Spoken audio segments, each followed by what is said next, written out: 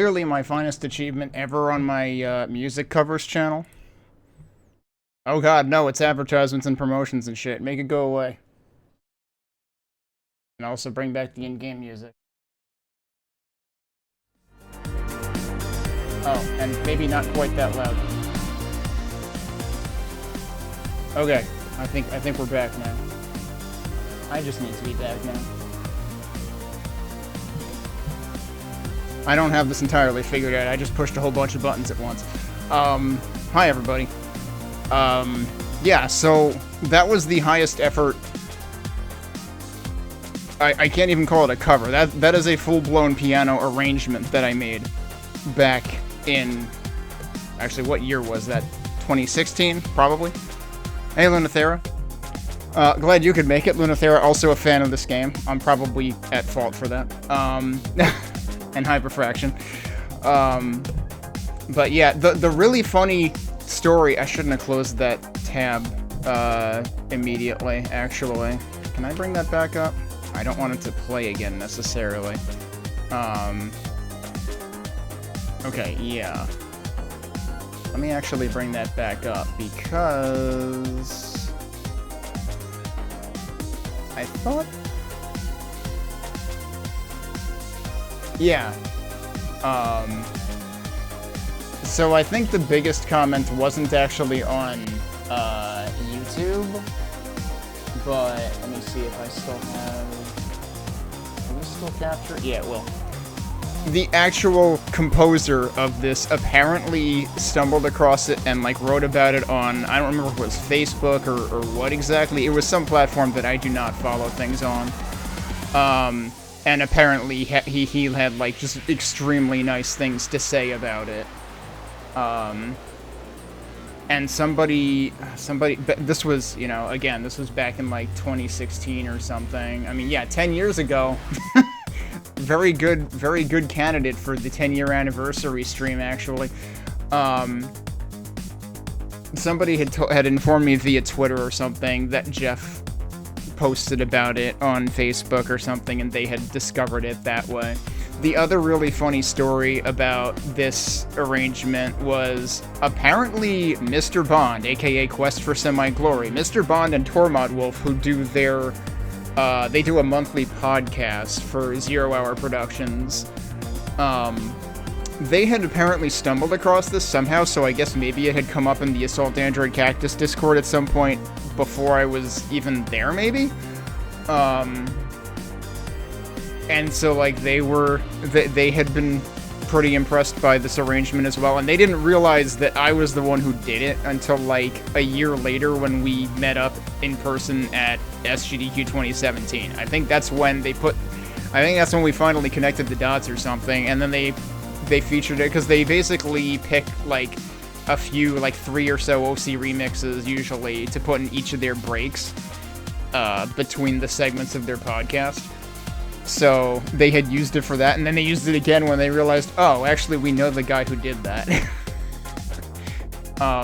But yeah, no, this was one of the highest effort things I ever did on my Caro Piano VGM covers channel. Certainly the highest effort in terms of my own, like, I can't really call it composition, but arrangement of someone else's composition, because most of my covers I try to be as truthful to the original as possible, to the point where I even have covers that are like multiple parts and stuff now too. I went a little bit ridiculous with the, especially when I got into like the Chrono Cross soundtrack and stuff. But yeah, Assault Android Cactus was also kind of the game that got me into streaming semi-regularly. That was the first thing I picked up. Like, I've said before that my stream anniversary is an imprecise date, and I base it on... Uh-oh, hang on a second. You're probably getting background noise. Let me do something about that. Okay, hopefully it's not as bad now. I opened Windows because it's supposed to get to be like over 70 degrees today, which means it's going to get warm in here, but naturally that also means that the moment that I try to actually broadcast something, or, you know, it could even be if I were in a work meeting or something, that means that there have to be loud vehicles outside at exactly that time. Thanks, I hate it. It is 2 in the afternoon here, so... So now I lost my train of thought. Oh, right. So I was saying that, like, Assault Android Cactus was really the thing that started me into, like, streaming regularly, and I don't have a precise date for my stream anniversary, but I base it around the earliest highlights that I had saved in 2016 when I started actually regularly-ish streaming.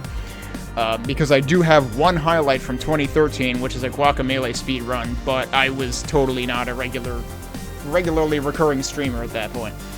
So, Assault Android Cactus really is the game that started a lot of things for me. It's the first game that I, like, got into speedrunning as part of a community for.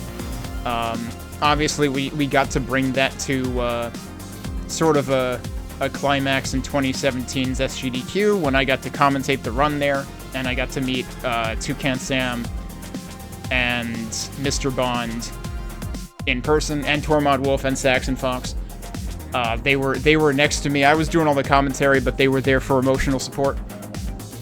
And Sam and Bond were very grateful that I could be there to commentate, because they needed to focus on playing the game, because this game is very active at all times. You're always paying attention to stuff. A lot of stuff is always attacking you, as we will see when we get into playing it. Man, the landscapers are really out in force right now, aren't they? You're probably getting that over the mic. Sorry about that. We're just gonna have to grin and bear it. At least it's not coming out over too heavily in terms of, like... Yeah, the mic is still actually hitting the noise gate, so at least you won't hear it when I'm not talking. Hopefully it's not coming through that bad. This is not something I have ever tested for, because... Yeah, why would I test for that? So let's talk about Assault Android Cactus a little bit. This was the first game released by Witchbeam Games. They have since also released Unpacking. They have since also released Tempopo. I was actually surprised to realize today that Tempopo was not self-published. Assault Android Cactus and Unpacking were both self-published, but Tempopo was published by, like, Cult Games or something like that. I looked at their list of published games, I was like, all of these look completely unrecognizable in ersatz, and I actually kind of feel bad that Tempopo was in this list, because I feel like it makes it look less compelling. It's like, I see that Tempopo was a Witchbeam Games game, and that makes me want to pay attention to it. Because Witchbeams have made very well-designed games. The game design is great, the visual design is great, the sound and music design is great. There's a whole menu full of accessibility settings in here, in terms of, like, you can switch it so that you only have to click when you don't. You only have to hold down the mouse button or the trigger when you don't want to fire, if you want.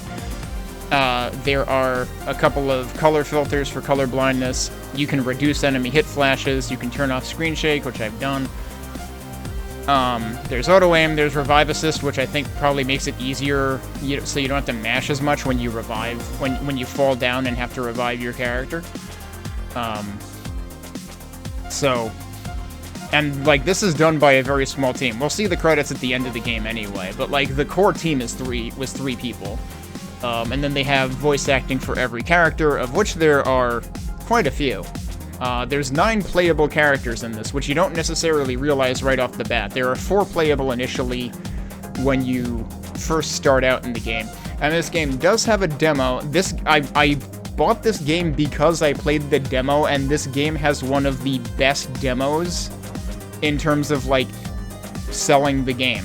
Because it gives you the tutorial, it gives you a few levels from the first area, the first zone, it gives you the first boss, and then it specifically also gives you 1 level from the second zone, so you can see how different it is. So you can get a sense of how the game changes its pace as it goes on. Another really good example of a really good demo, and honestly, there are indie games that, like, definitely deserve honorable mention. I'm only getting to 3 of them today. Neon White also had a really good demo that did something similar in terms of it gives you a bunch of early levels, and then it specifically gives you a couple of later levels, so that you can understand, like, how much more complex the game gets and how much more it pushes players. Neon White is absolutely incredible. It's like you take a speedrun-oriented FPS, but you also, like, inject, like, some visual novel, like, almost Persona-like stuff into it, even. If you've seen Jet Runner, that is a newer indie game that released much more recently that is along the similar lines to Neon White in terms of how its mechanics work. But Neon White has a far more compelling story, and, like, I consider Neon White to be the standout, and the first one that, like, did it really well. So yeah, that deserves honorable mention. Another one that deserves honorable mention, kind of in a similar bucket to this game, is Mini Shoot Adventures. Mini Shoot Adventures is the closest thing that I have ever played to what I wish Operation Logic Bomb would have been. We will be playing that on Thursday.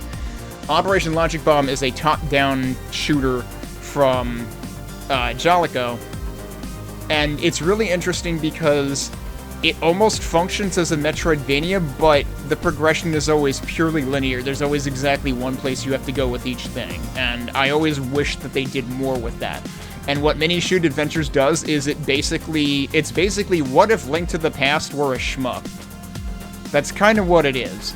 I mean, not a shmup, but like a top-down shooter. It's not an auto-scroller. But it's like you have a full world that you can explore, and there's like movement abilities and stuff that you have to unlock to be able to get to more places.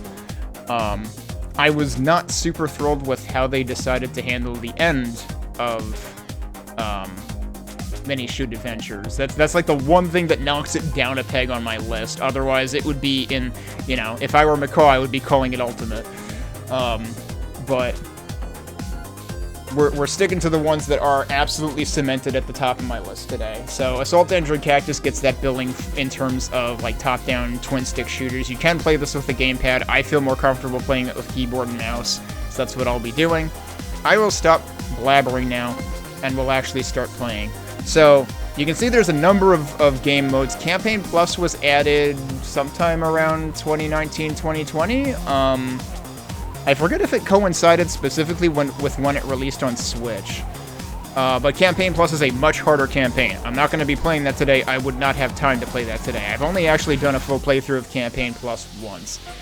Depending on what time looks like, I might go through like one zone of that, just so you can see, like, if you see me play the first zone of regular campaign and then compare that to Campaign Plus, you're gonna see it's very different.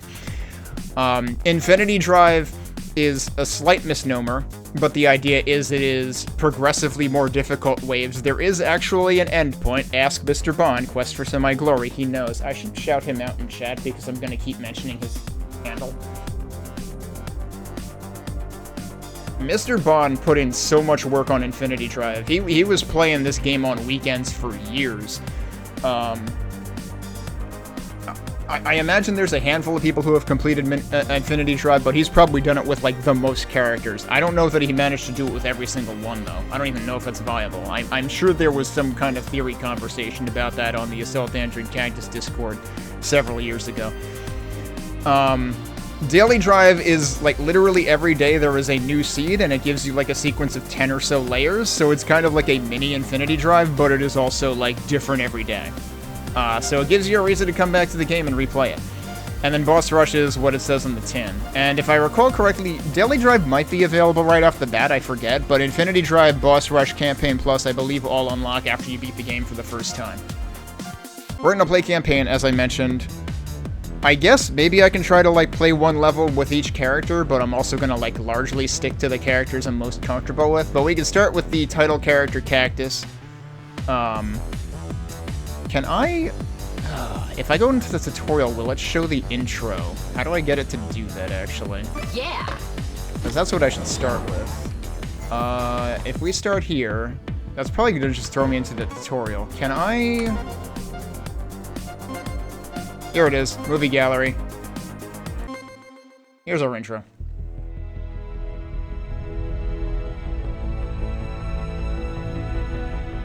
This is Junior Constable Cactus. I've caught up with the civilian freighter and I'm on approach.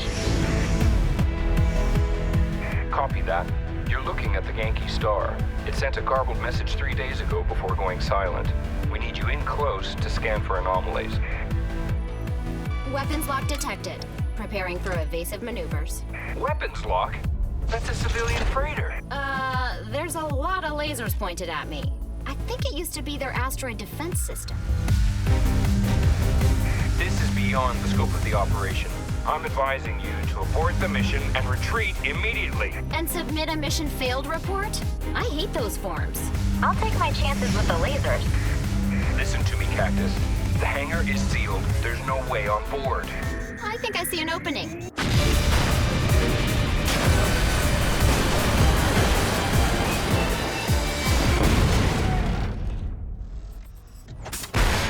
It's okay, folks. I'm the police. Commence being calm. That was amazing! I thought we were done for. Well, I can't believe you hit those robots with your ship. Oh, no problem. I do that kind of thing all the time. Save people or crash into things. Why did that cut off? Wait, is that actually gonna play during the tutorial? It might. Because it kind of like flows directly into it. We might watch it again, which is good, because while Cactus was crashing into a robot, I was also banning a bot from my channel. Lovely timing on that. Yeah. Also, hey, Bobo. Yeah, you gotta... I realize that, like, it's... The character design in this is slightly unfortunate because it probably reminds you of a whole ton of, like, shovelware games for the Wii and shit. You have to get past that. I was like... Back when I saw this, I was like... They have a demo. I'm gonna play the demo. I played the demo. I'm like, take my fucking money. Holy shit, this game is awesome. And like I said, the demo is still available. So, like, go play the demo. Like, seriously. Actually, what's really funny, though, is one of the collections is the EX options, and there is actually an EX option. Oh, yeah, don't use this one. Oh, it won't show that in the menu. I was gonna say, if it would show it in the menu, I would show what it is. But yeah, there is an EX mode option for normal-sized heads. Also, I've counter-stopped on credits, apparently. If I do that and then I go into here... Is that better or worse? You can have normal-sized heads. I'm gonna put it back to the way it normally is, though. Turn that back off. Okay, let me see if it replays the intro if I go into the tutorial level. Oh, it does. Okay, yeah. Because we missed the punchline, dude. But the punchline is in the tutorial. I can't believe it. This is Junior Constable Cactus. I've caught up with the civilian freighter and I'm on approach. Copy that. You're looking at the Yankee Star. It sent a garbled message 3 days ago before going silent. We need you in close to scan for anomalies. Weapons lock detected. Preparing for evasive maneuvers. Weapons lock? That's a civilian freighter. There's a lot of lasers pointed at me. I think it used to be their asteroid defense system. This is beyond the scope of the operation. I'm advising you to abort the mission and retreat immediately. And submit a mission failed report? I hate those forms. I'll take my chances with the lasers. Listen to me, Cactus. The hangar is sealed. There's no way on board. I think I see an opening.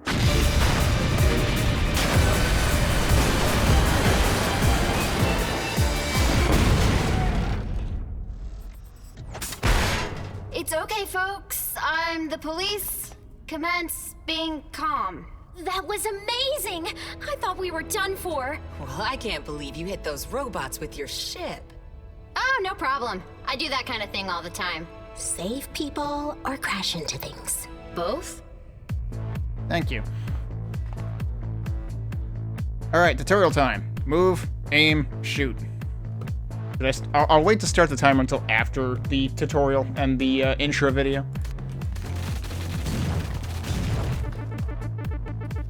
Keep fighting, we can push the advantage.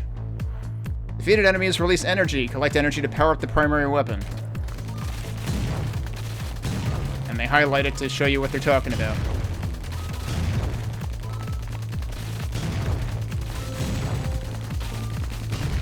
So, there was a little noise, like a background ambient noise that happened there as my weapon leveled up. It's at the, you'll see it at the top left, there's a white meter, and then there's like, between 1 and 3 dots to the left of it, and that tells you your weapon level. And The other thing is, if you don't pick up any of those energy pellets for a while, your weapon will actually level down and your character will actually say something about it. So you want to be kind of like trailing behind enemies so you can pick up after them. It's hilarious because this predates all of the whole like survivors likes genre. But like that's basically a survivors like principle of like you got to pick up the drops, otherwise they go away after a while. You don't necessarily like lose EXP in those, but you don't want to, like, miss the opportunity to gain EXP in those either. Look at the size of that one. I'm gonna need the big gun. So you can switch. So, very important word in this tutorial frame. And I say this out of experience because I proceeded to ignore that word for most of my first playthrough of the video game back in 2015, 2016. Dodge. When you weapon swap, you also become invulnerable for a really short time frame. And you'll see it because when you weapon swap, your character does like a jumping animation, but they also like glow. Whenever you're glowing like that, you're invincible.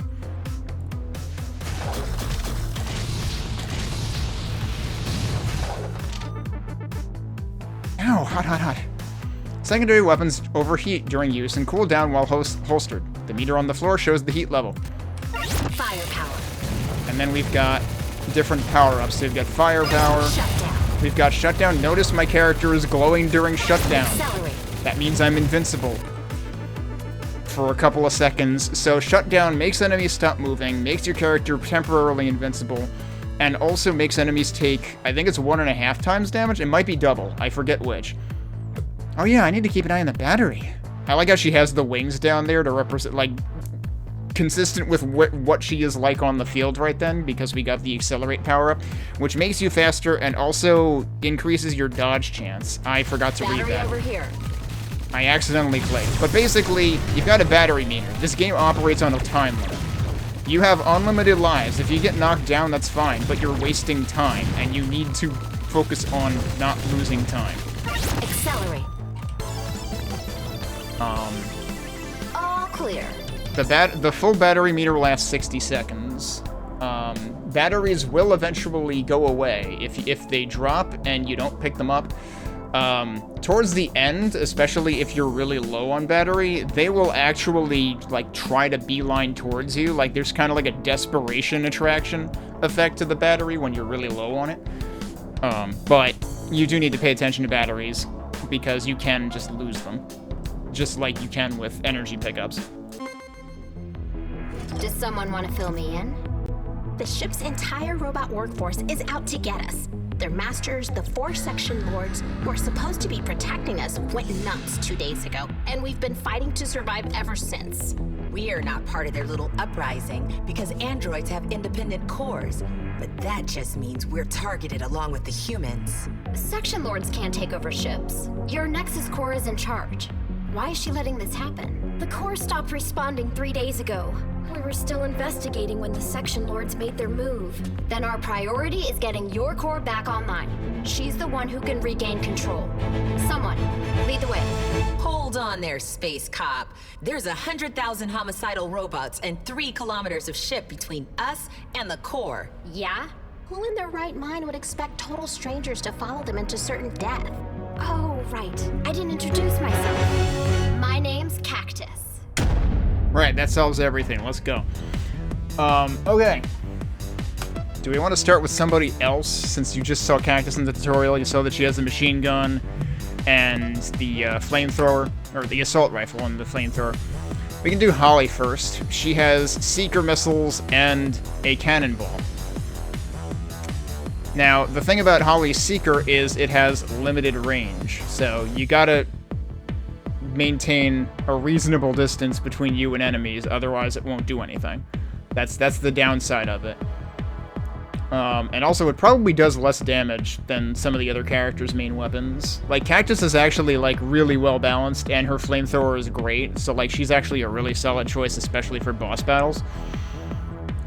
But I'll try to show off everybody. I guess I will actually start the timer now.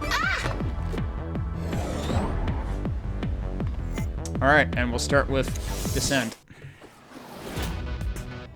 Descent? I thought we were playing Assault Android Cactus.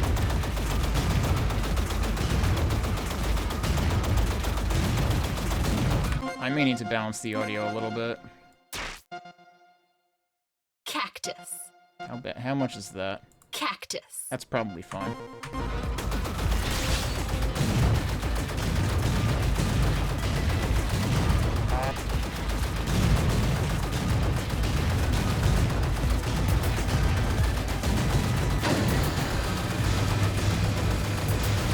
So you'll notice that the power-ups on the field rotate between the 3 power-ups.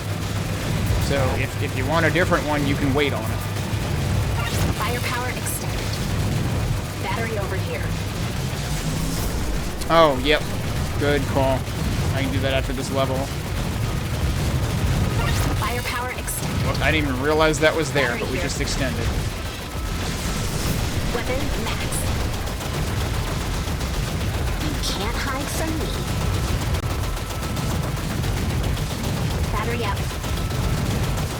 Firepower extended. Firepower extended. I just used the cannonball on the one Titan in the map who was hiding in that box the whole time. Was that an S+? No, I must have dropped Shane at some point.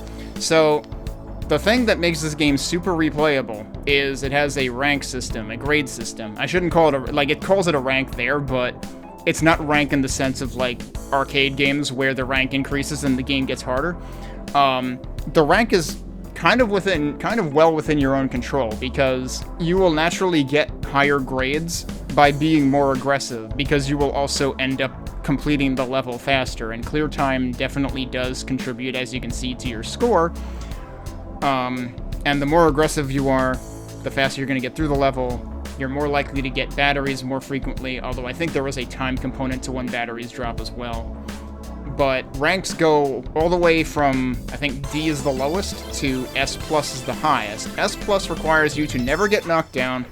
It also requires you to never drop the chain. If you pay attention to the left side of the screen, there is a chain counter which has about a 2-second timer, and every time you hit something or kill something, it extends.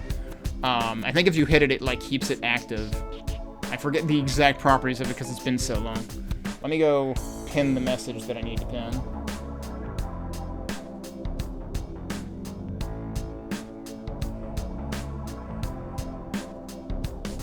Okay, that's done.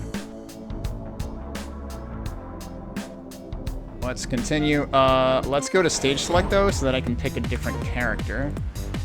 We'll do Lemon. Lemon is hard to be fast with because she has a spread shot, which is really cool and covers a lot of ground. Actually, there's one level that could be really satisfying to use her for later, but I'll use her now in case I forget to do it then. The problem with spread shot is your damage is distributed over a wide area, which means that if you're trying to focus down a single enemy, it's not gonna... You're gonna have to, like, point blank it to do that. Yes. Also, shoutouts to Smish, one of the developers, the designer on the team, who represented Lemon in the 9-person, like, 3-team relay that we did several years ago.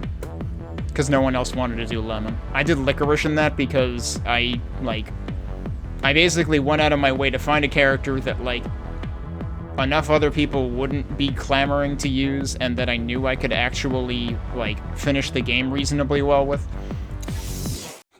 We'll get to Licorice later.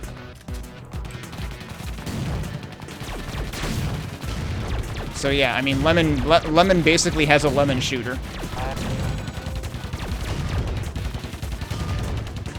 If you like the spread from Contra, this is basically it, although the spread from Contra is probably way more OP than this is. Battery over here. Firepower. Firepower extended. Anytime you hear that loud, that high-pitched chirp, that is an indication that my secondary is fully available again. Like, it's no longer heated up at all.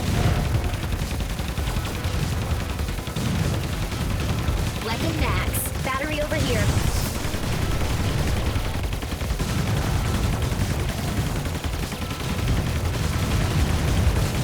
Lighting him up.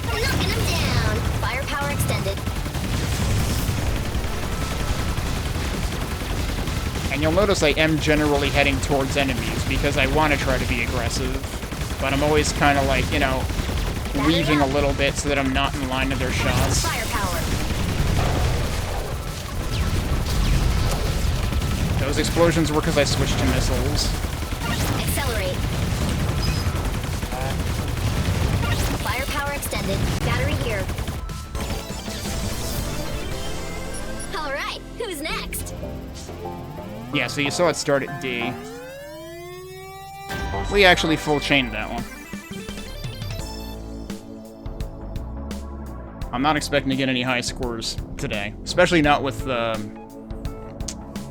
The thing about high scoring in this is, in addition to the chain being a thing, there's also, I forget what the technical term for it is. I think it's like chain burst or something, where if you kill multiple enemies within like the same quarter of a second, you get like a double bonus. Is it weaker than the other options, even if all the... No, that's the thing, is like if you hit everything with... Like, if you hit an enemy with all of the spread at once, like, then it is actually, like, viable. But you have to be basically point blank to be doing that, or the enemy has to be ridiculously large. Alright, Coral. This is a favorite for quite a few people. I know Lunathera likes Coral. When I first played the game, I liked Coral a lot. But here's the thing about Coral. The reason people end up liking Coral is because they get very dependent on the plasma field, because it is a very defensive item. It can be both, because it will also constantly damage enemies if they walk into it, and it'll like push them out too, so it gives you some room to breathe. The thing about Coral is, one, she's very limited range. Both her shotgun and her plasma field have limited range to them. The shotgun can be very satisfying to use, and actually on the topic of burst chain, where you kill many enemies, like multiple enemies at once within a 0.25 second time span. I forget if it's that or if it's like 0.33 or something. She makes it easy to do that because you could hit a bunch of things at once within a cone with the shotgun. There are two characters who are really good for that. One is Coral, the other is Shiitake, which we'll get to later. And also, I'm actually wearing my Shiitake shirt today. I have several Assault Android Cactus shirts. I basically bought every one that they ever made. Some of them are holding up better than others. I've had to retire my Coral shirt, my Holly shirt, because the ink on them, the way they were printed, they do not hold up well. They're like much thicker ink where it ends up cracking a lot. So I've archived those shirts, but I still have the Shiitake one and the lemon one in my rotation. I also have I think I have the aubergine shirt, but I think that one felt like it shrunk a little bit at the sleeves, so that one's a little less comfortable to wear, so I haven't been wearing that either. What was really cool was, apparently they made a couple of, like, full-color renditions of the shirts specifically for Mr. Bond and Sam to play during their run at GDQ. They didn't realize that I was going to be commentating, so they had no idea to make one for me, so I didn't get one. I think I wore my Holly shirt for that. That tells you how long I've had some of these shirts, because that was 2017. So yeah, of course a couple of them are a little bit, you know, showing their age. Alright, so let's do Coral. Sweet. And let's do Filament. This is probably like the worst possible thing to use Coral on out of this, this entire zone. The previous map actually would have been a good one to demonstrate, but like this, you can see where this map has like a very clear gimmick that is unique to it, a very unique set piece where the lights go on and off. And I love how like the parts of the enemies glow. So that's the plasma field. I had laid it down so that the Titan would be constantly getting hit by it. Battery up. And you can kind of, it looks like one of those like electricity balls, those novelty items back in the 80s or 90s. Battery here. Because when something touches it, you see it like go in that direction. Shut down. Accelerate. Oh, nice. Both of them got hit by it. I highly doubt I'm getting an S+ on this. I think I whiffed that. The problem with getting S pluses with... Oh, I might even get knocked down. Battery here. Firepower extended. Shut down. The other thing about shutdown is it will also refill your health. That was fun. So that's why I went for it, but actually my health refilled right before I picked it up anyway. Yeah, that was not an S+. I dropped chain somewhere. Alright. Who do we want to move on to next? I believe Starch would be next. I forgot to go back first. Hang on. Android select. The menu, the pause menu is really good because you can go back to, like, any of the previous menus from it, actually. So Starch is the first character you unlock, and you unlock one character per zone that you finish. So you unlock Starch when you finish this zone that we're playing right now. Starch is also a favorite. She's a favorite for speedruns, too. She can be one of the fastest characters, if not the fastest. And it's not necessarily that her laser... Well, it's funny, because one of her voice lines literally says, "I am so OP." The laser can feel overpowered. The interesting thing about the laser that you don't necessarily realize is it is stronger the closer you are to enemies. So... It's actually kind of like Lemon, where you want to be as close to enemies as possible if you want to, like, you know, focus the damage on them. So, the laser damage falls off a distance. And then she's got micro-missiles, which are also homing, but they don't always take a direct route. I will point out that Lemon's rockets are not homing at all. They're dumbfire. But yeah, Starch is also, like, supposed to be, like, the most unstable android of the bunch. She was, like, intentionally deactivated.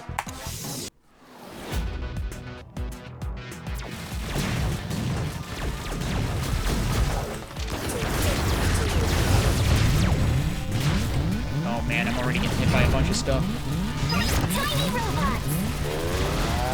So anytime you hear that, that's your health regenerating. It's basically the Halo mechanic of, like, if you don't get hit for a while and you get your health back, your shield. I thought that would hit that guy, it apparently did. Shouldn't have done that. Definitely dropping chain there, yup. I'm not doing a good job here. But yeah, you can hear, like, every character has their own fallout for, like, when you hit max weapon energy. Oh yeah, mines, those exist. Well, welcome to everybody's worst nightmare. I shouldn't have done that there, because these guys were kind of spread out.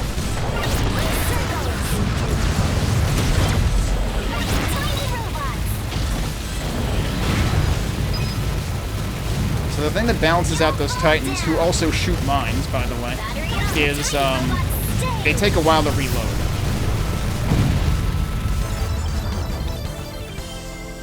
Everything's dead. Yeah, we definitely did not get S+ on it. Alright, for Embryo, I'm gonna go back to Cactus, because I said that Cactus is good for bosses, so let's just do that. The interesting thing... Maybe I'll try to do Cactus for all the bosses, just on principle, because the interesting thing is, all of the bosses have different dialogue for each character. So there are 9 different sets of dialogue for bosses in this game. At one point in time, back when the first time that I did a fundraiser for Extra Life, I basically focused the entire event on Assault Android Cactus, and one of the streams I did was I went through every boss fight with every character so that we could read all of the dialogue.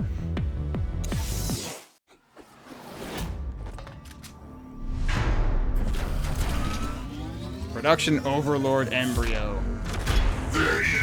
Oh, hang on. I need to fix something. There's supposed to be dialogue. I probably have it turned off from back when I was doing speedruns. So Pro Mode, I might as well talk about this too. Pro Mode has an indicator at the top left of levels that you've completed. I think it's only for ones you've completed. Maybe it's all the time. I don't remember. It might only unlock when you beat the game anyway. That might be why I'm thinking that. Pro Mode gives you an indicator of whether you've lost your chain. The thing about the indicator is it makes this breaking glass sound effect that I find really distracting. So when I'm not playing for score or combo or chain, I turn it off. The other thing is, you can also make it auto restart. The thing I hate about this is I think it does like a screen invert effect when it does the auto restart, and I find that just extremely jarring.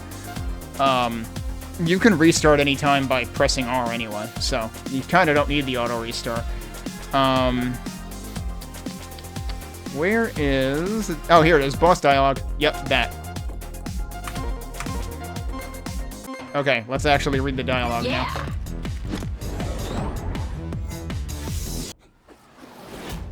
Yeah, so you can skip the dialogue if you're speedrunning.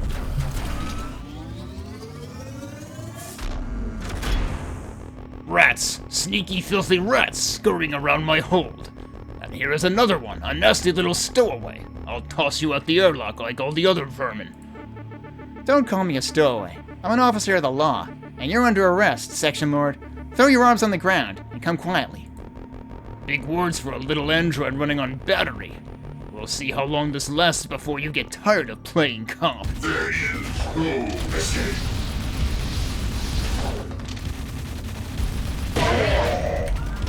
Firepower. Time to die.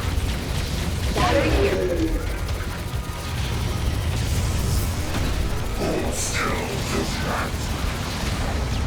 So this phase introduces missiles that drop on you. We'll see more of those later. It's time to get serious. Oh, I didn't mean it. Well, you know what? That can work. This won't be happening.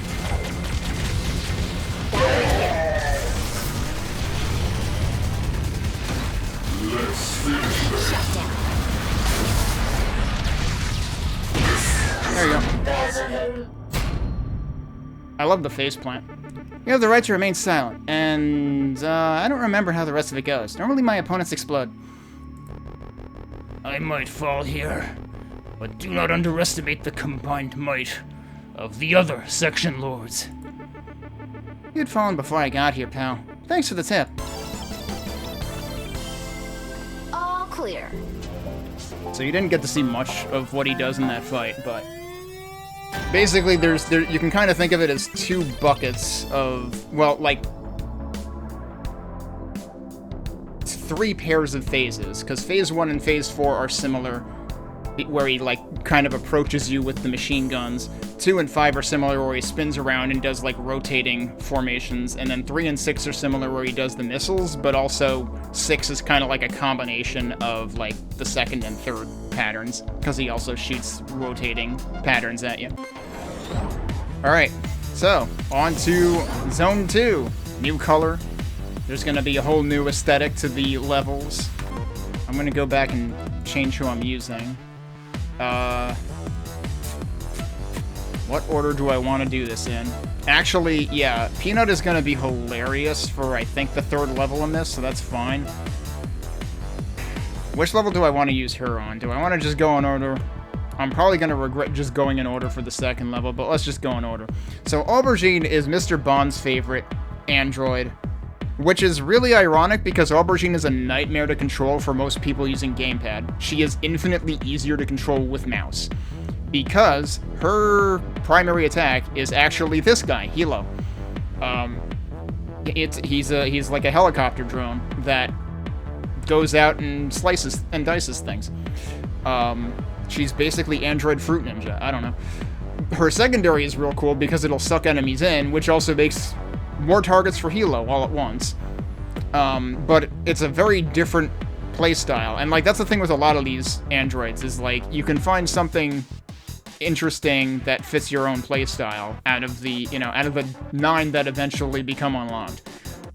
But yeah, the reason this is hard to control with gamepad is because you control on PC with keyboard and mouse, you just point at where you want Hilo to be. The Halo has limited range, so like it won't go all the way out in the distance if you point all the way out, but it'll go in the direction you're pointing to the distance you're pointing to the extent that it can. When you're playing on controller, you control the distance by like holding versus releasing the trigger.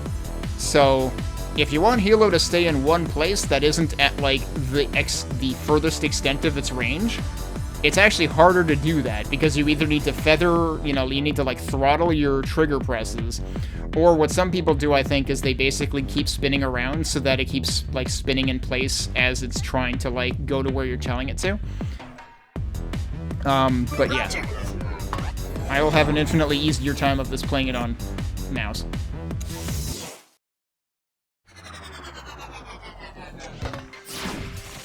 So you can see he starts up and it takes him a little bit of time to get out to where you're telling him to go. And also I gotta get used to like looking at where he is and where I am at once. So that's the singularity. Hey, dead camper.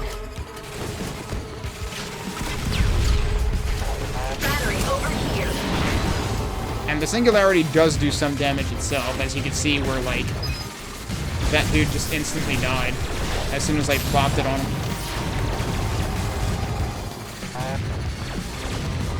Firepower. Battery up. Accelerate.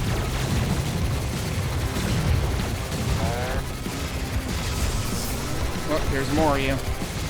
Weapon maximum. Firepower. It's the B phase. Battery here. Don't underestimate us.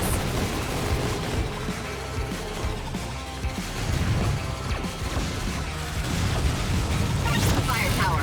You can see I'm generally opting for firepower Battery over here. because, you know, more DPS is good. And firepower lasts for like firepower and accelerate both last for 15 seconds. Shut down. Battery up.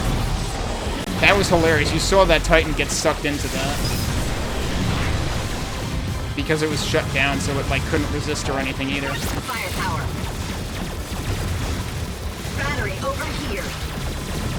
Great teamwork. Firepower. Extended. Who's left? It's the second B phase. Uh-oh. Shut down. I dodged into that and managed to pick it up before I died. Battery up. Well, fell down. There is no dying in this.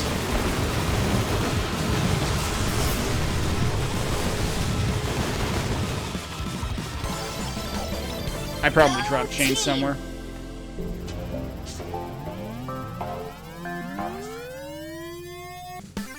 Yep. Alright, so next we're gonna do Shiitake, who was probably the best burst chain android.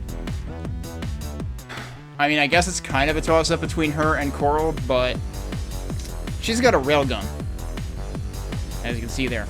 And she has propeller mines, which have a decent spread on them, a decent area of effect. Let's see how I do. I might take a knockdown on this, because Shiitake requires practice. So, like, see, I just got both of those at once. Oh my god, I just whiffed.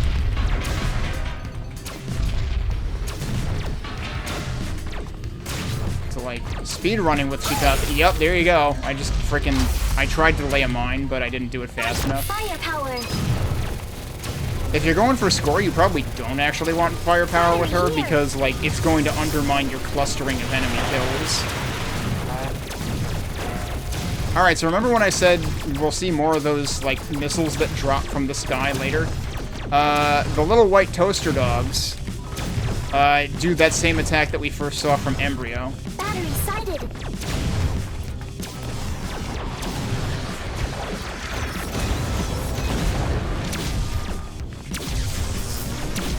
Firepower. And this stage has some really interesting terraforming going on. Oh, I got blocked in. Battery over here. Now, the thing you have to keep in mind about the explosions is, like, they still have collision for a bit as the, like, red bits are spreading out. Weapon maximum. Shut down. Oh, that was a really bad thing to do. You can see how, like, the railgun even gets, like, a louder noise when it gets to the highest weapon level. Battery over here. Oh boy, that was close. I did get touched up by that, I just didn't totally get clobbered. Oh. That was a whiff. Who's left? But now I can, like, one-shot a lot of dudes. Look at that. Look at how many dudes just died in a row there.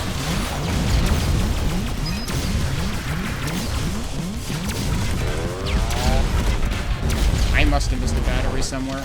I almost missed that one. That was the 10-second countdown you were seeing.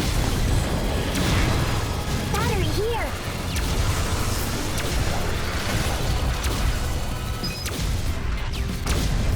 I'm surprised they killed that many dudes at once. Holy crap. That had a pretty wide berth on it.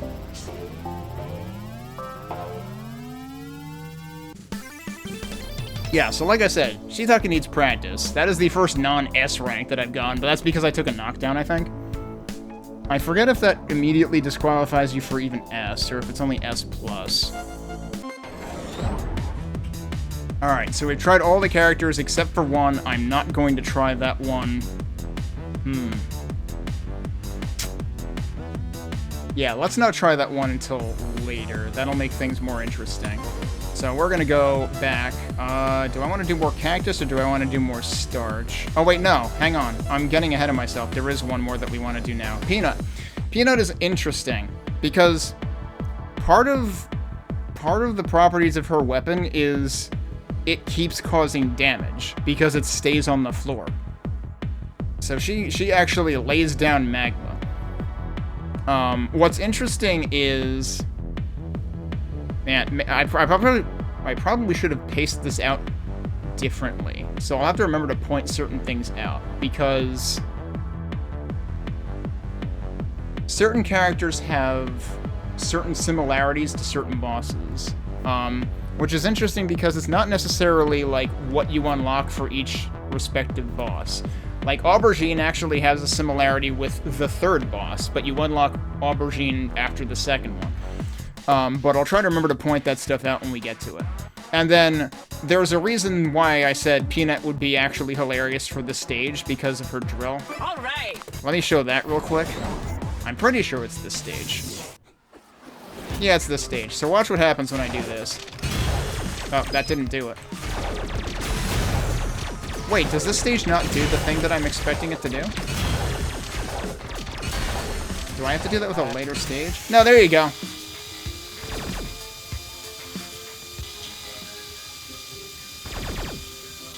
I'm just gonna be here all day.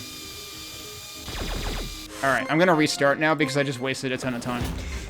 But yeah, that's a thing that can happen in a couple of levels when you're using Peanut.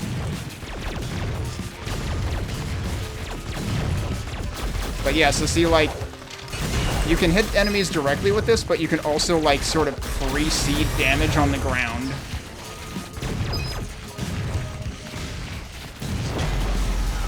Okay, this is the introduction of the Blaster Titan, the second type of Titan. These guys do a ground pound that then causes, like, a shockwave effect.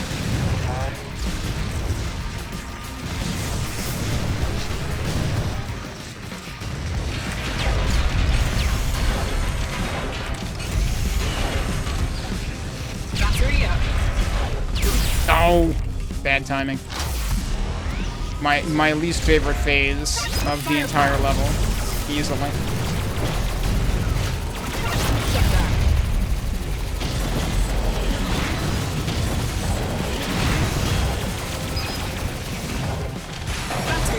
I'm surprised I didn't pick up the shutdown. I missed.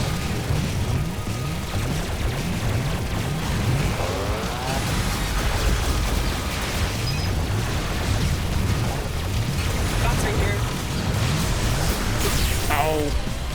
Wow, I'm doing worse with her than with Shiitake, but I'm just gonna attribute that to the level being more chaotic. The interesting thing about big enemies with her drill is she'll push them back, and they only actually get destroyed when they hit the wall. So, like, earlier I actually, like, aborted the drill before it hit the wall, and the enemy survived.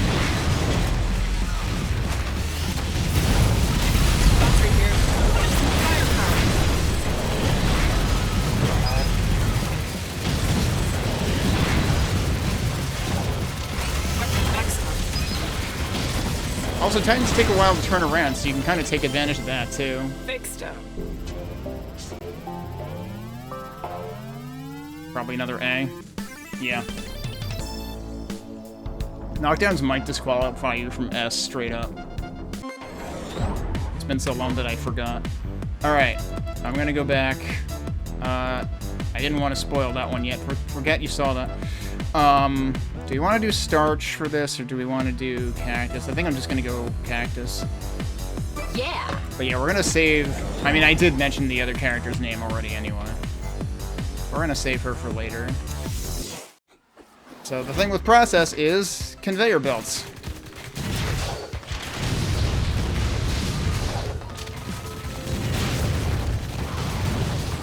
So you kind of need to pay attention to which direction they're going, so that you're not walking against them and kind of just moving in place. Battery up. And they will change directions. Hi, I would like that. Thank you. Battery here. Firepower.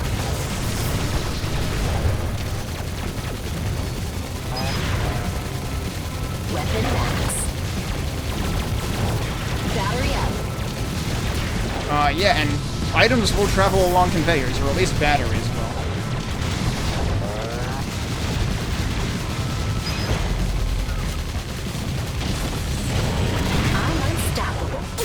Oh, I did it too early. Battery here. Firepower. Shut down.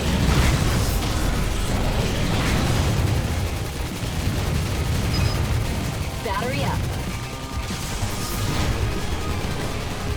It's the B phase again. Technically, the Wasp phase.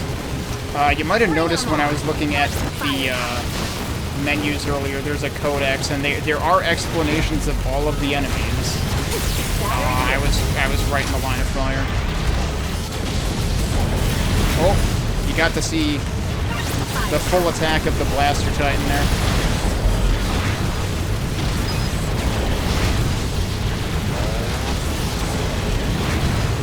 Oh! I was on the conveyor and I reversed direction too late. Battery over here. Shut down. So I got nailed by one of the missiles from the sky. Shut down. This level was a mess. All clear. And every zone is 4 levels and then the boss level. So next we have the second boss. And I am gonna play as Cactus for all the bosses. So that we get, like, the original quote-unquote dialogue. Or, you know, the protagonist-relevant dialogue. Welcome, stranger. You have reached my sanctuary. Forgive me for not inviting you to stay. I fear your vulgar presence would sour my gentle garden. Lady, there isn't a violence small enough to express how much I don't care about your plants. You turned your workers against the crew! If only your heart was as green as your head, you might understand. A pity. You're not even fit to stain my shears. Be consumed. Establishing connection. Summoning the swarm. So I have seen this boss be an absolute brick wall for at least one person who I saw playing this game once many, many years ago. And wow, I was in the wrong place there. Clearly I do not remember how to handle this properly. So you remember what I said about how the first boss operated, where it was like 3 pairs of phases? This is gonna be sort of like that.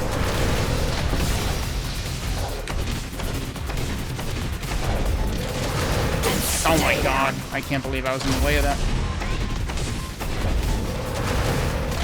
Battery over My here. cage is getting scratched. Actually, no. It's 2 trios of phases, I forgot.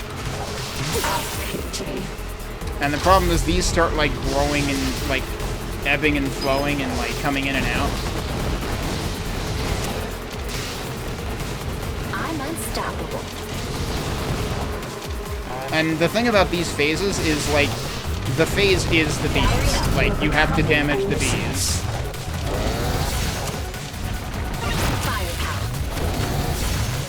Battery, please. I'm weapon switching for the dodge right now. Battery over here. Protect me. Oh, that's an unfortunate time for firepower to run out. Stay down. I swore I used to know how to play this game.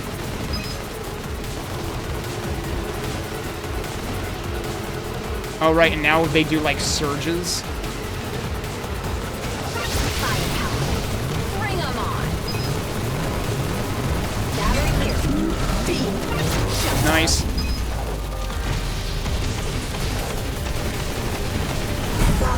Didn't even use that battery.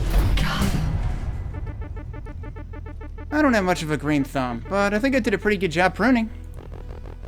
In the end, I couldn't even protect this environment. My betrayal, absolute. You were clearly going through some difficult times, but just so you know, flinging giant novelty flowers at law enforcement is never the answer. I don't know, it sounds like a good idea to me in 2026. All clear. That's the one bad thing, is we're technically the baddies here. We're playing Space Cop. Okay, the next stage is the one that I said it might actually be funny to, the one I was referring to when I said it might actually be fun to use lemon. And of course I pressed the wrong button again. This just prepare for the aesthetic of this. I love these levels for the aesthetic of them. And also, there are two specific levels. Like, most of the levels we've seen so far have been various forms of arenas. And, like, each of them does their own unique, interesting thing. You know, like, Influx had all the different terraforming, like, corner walls and middle walls, and, like, you had, like, the ring gaps in the middle when there were the turrets on them and stuff. You had, Process, which had the conveyors. I'm not remembering the names of every single level on each thing it did. Descent, obviously, you had the elevator you come down on. Filament was the one with the lights that go on and off. I think Capacitor was the one where you're, like, around the frickin', like, jet that blows up, you know, that just exhausts at the end of the level. There are two levels in this game that are not arena-like, and this is one of them, and I honestly find them to be the most interesting levels in the game. The thing is, even though they don't look like arenas, they still function like arenas. So, you still have to kill everything to progress. Remember when I showed a funny thing that Peanut could do, where she would just zoom around the ring the entire, like, just forever? Peanut can do a funny thing in this level, where she can phase through a door that you're not supposed to go through yet, and then you're soft-locked because you have to kill all the enemies, and you can't. I'm pretty sure both myself and Lunathera have had that happen at some point. So yeah, new aesthetic, new music.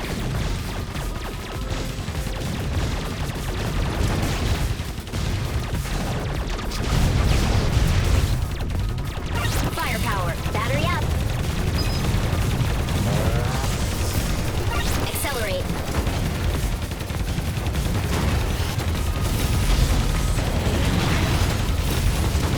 But yeah, these guys hard commit to a direction, so like once you see them committing, just get behind them. Weapon maximum.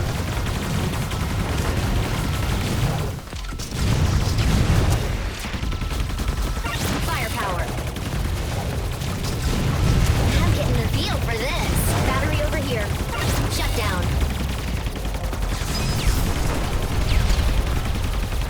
Yeah, so now we have super mines. They're bigger. Shut down. Battery here.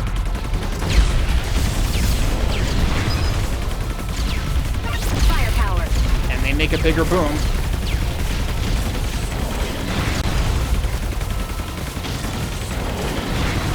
Battery over here. But yeah, this is where it's super satisfying to use Lemon on this level, because she just blankets the entire hallway. Oh yeah, lasers. This game has those. Oh god, I think I managed to take out the turret with a missile there. That was pretty clutch. Shut down. That protected me from a toaster dog missile. Battery up.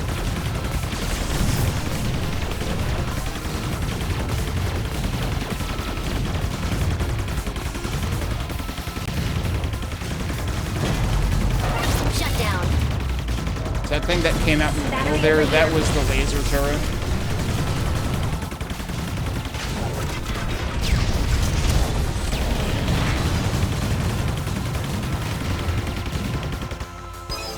There, I actually sort of looked like I knew what I was doing in that one. Who's next?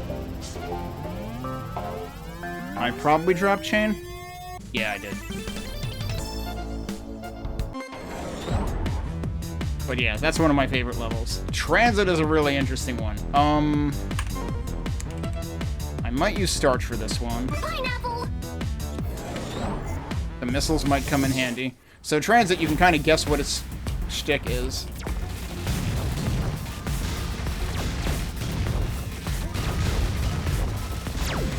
And remember what happened at the end of Descent where a Titan busted out of a crate? Yeah, keep that in mind. You should have learned to distrust crates.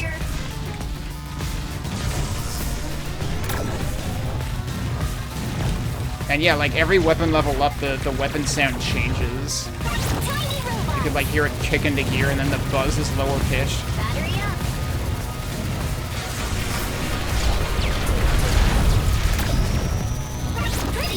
Oh yeah, by the way, did I mention lasers? Yeah, here's a laser.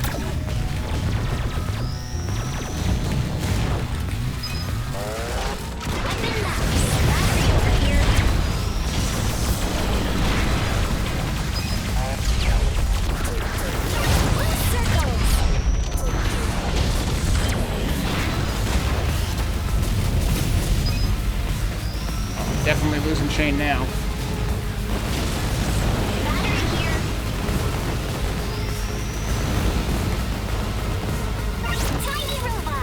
I still hear a wasp. Where is it? It's stuck behind the thing. So, yeah, now everything is blowing this way. There's, like, inertia. You can't actually move towards that side. And all the mines come towards you, and then there's, like, this, yeah, this skid that happens. You could hear it applying the brakes.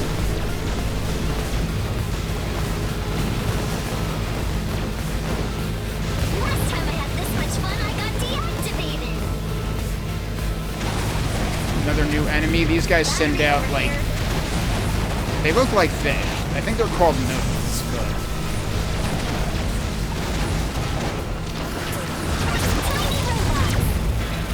Oh, God.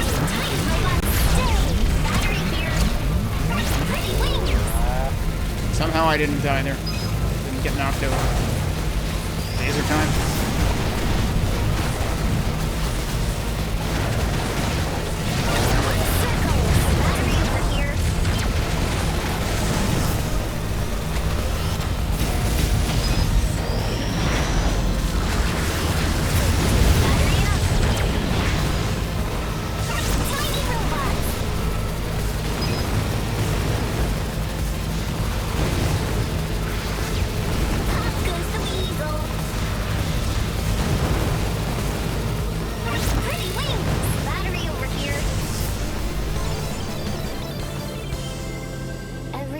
Dead.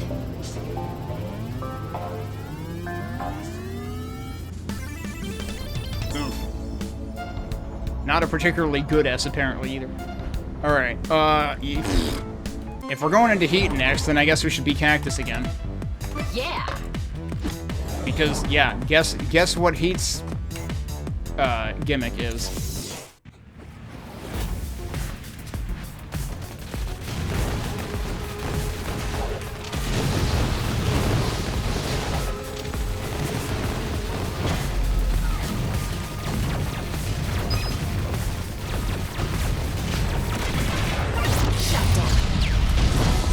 My income there. Battery over here.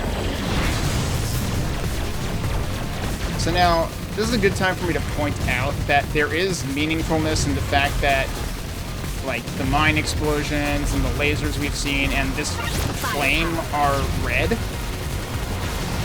Red things damage both players and enemies.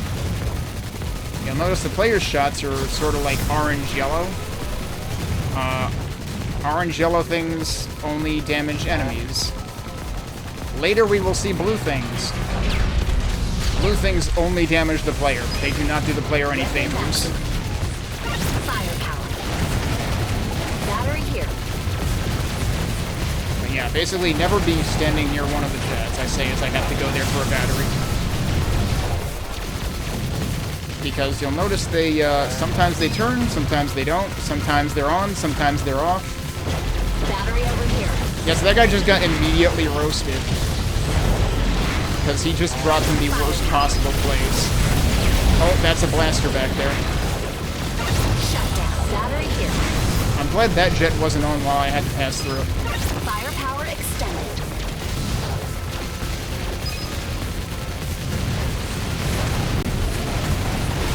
Battery over here.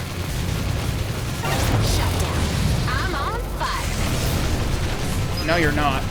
If you were on fire, you'd be knocked down right now. I would prefer not to be on fire in this stage. Accelerate. Accelerate extended. Yeah, the nice thing is I can kind of just let the fire jets, like, finish the job on a lot of the wasps. Firepower. All clear.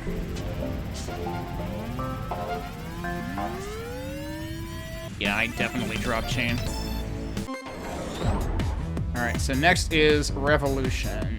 This one is interesting. This one can also get kind of out of control. I think I'll do Starch for this one.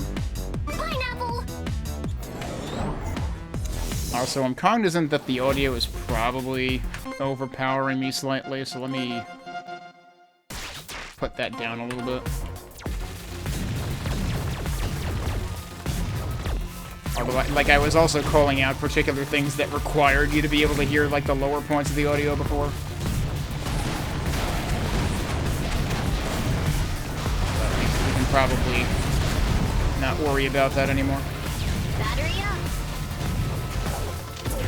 So yeah, as you can see, we've got concentric circles, some of which are conveyors, effectively. Last time we had square conveyors, now we have round conveyors. Oh, I was expecting... Yup. That power-up switched right under me. I was expecting shutdown. Oh god, yep, and that was the conveyor working against me. Oh, that's also the conveyor working against me.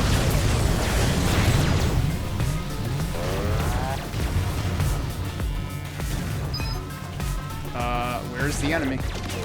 He's on the conveyor too. Yep, that... Everything that can possibly go wrong in this level is being demonstrated right now.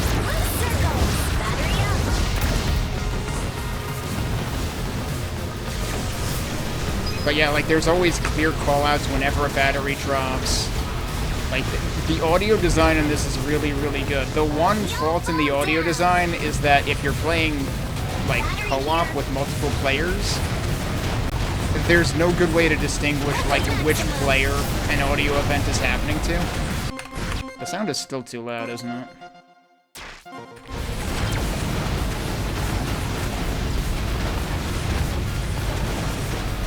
Like, I'm doing my best to talk over it anyway, but... it's probably getting a little bit mixed in. Tiny robot, stay.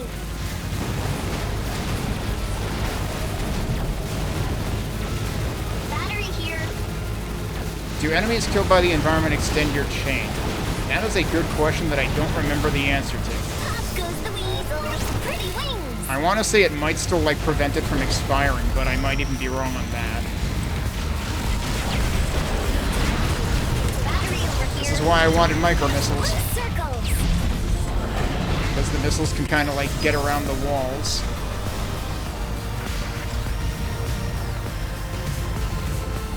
Tiny robots. Also, yeah, apologies. I should try to remember to, like, make sure I'm caught up on chat between levels. So as you can guess, this game, you know, as I mentioned with why My Bond and Sam were glad I was there to commentate at SGDQ 2017. This game warrants a lot of attention from the player. Now the conveyors are going bananas.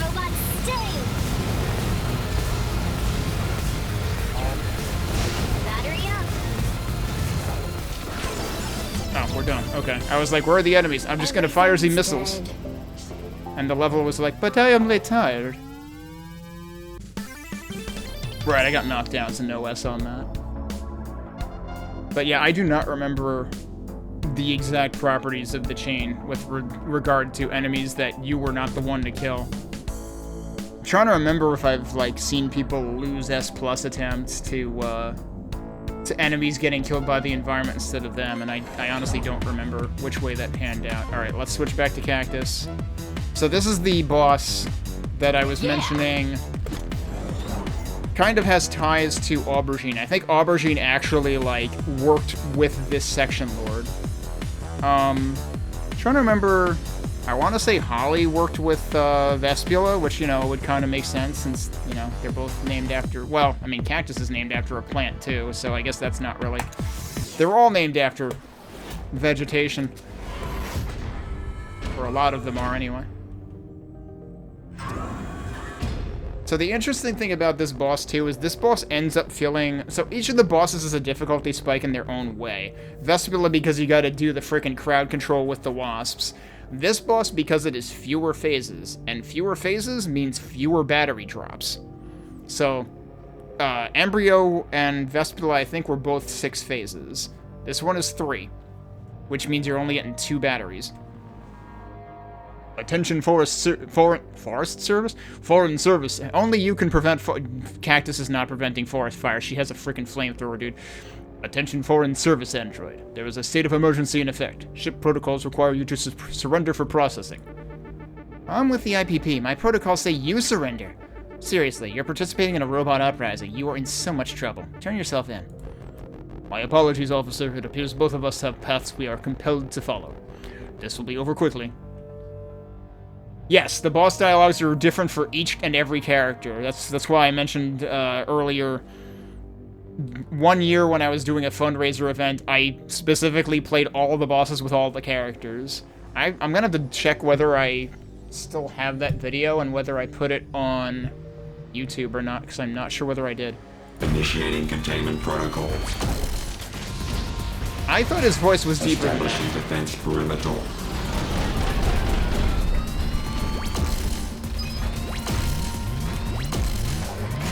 Attempting capture. Battery over here. Armor compromised. That would have been bad. Units. So yeah, he kind of has a mix of Coral's, like, plasma field and then Aubergine's Helo. Hold still. Oh, I got hit. But I managed to dodge through it. Oh, jeez. So the thing is, he sends out... Oh, I got stuck under Helo over there. The thing about the, that shockwave he sends out is it slows you down. It basically acts like the shutdown power-up.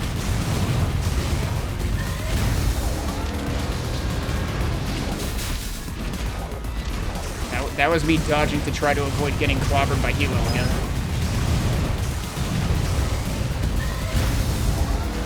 See, that time I dodged it. Expecting resistance encountered.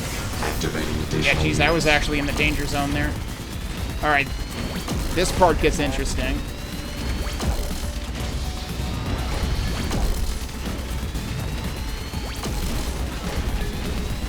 Laser output insufficient. Switching model. Firepower. Shut down. Damage value. Alright, I'm gonna let him do this because it's hilarious.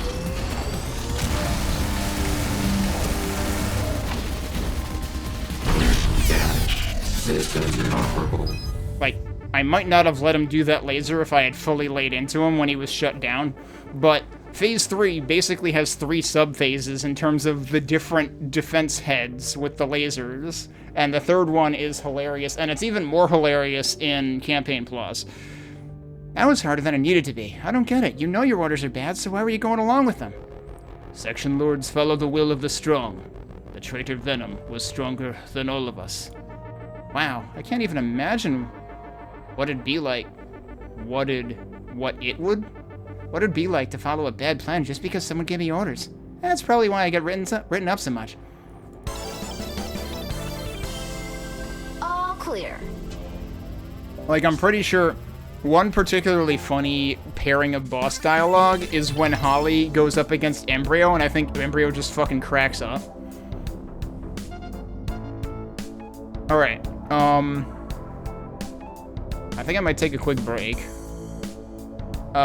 before the 4th section, and I will contemplate if I want to do anything specific in terms of characters I want to use, but I'm probably going to continue mostly with Cactus, some combination of Cactus and Starch at this point. So yeah, I'll be back in a couple minutes and we will continue.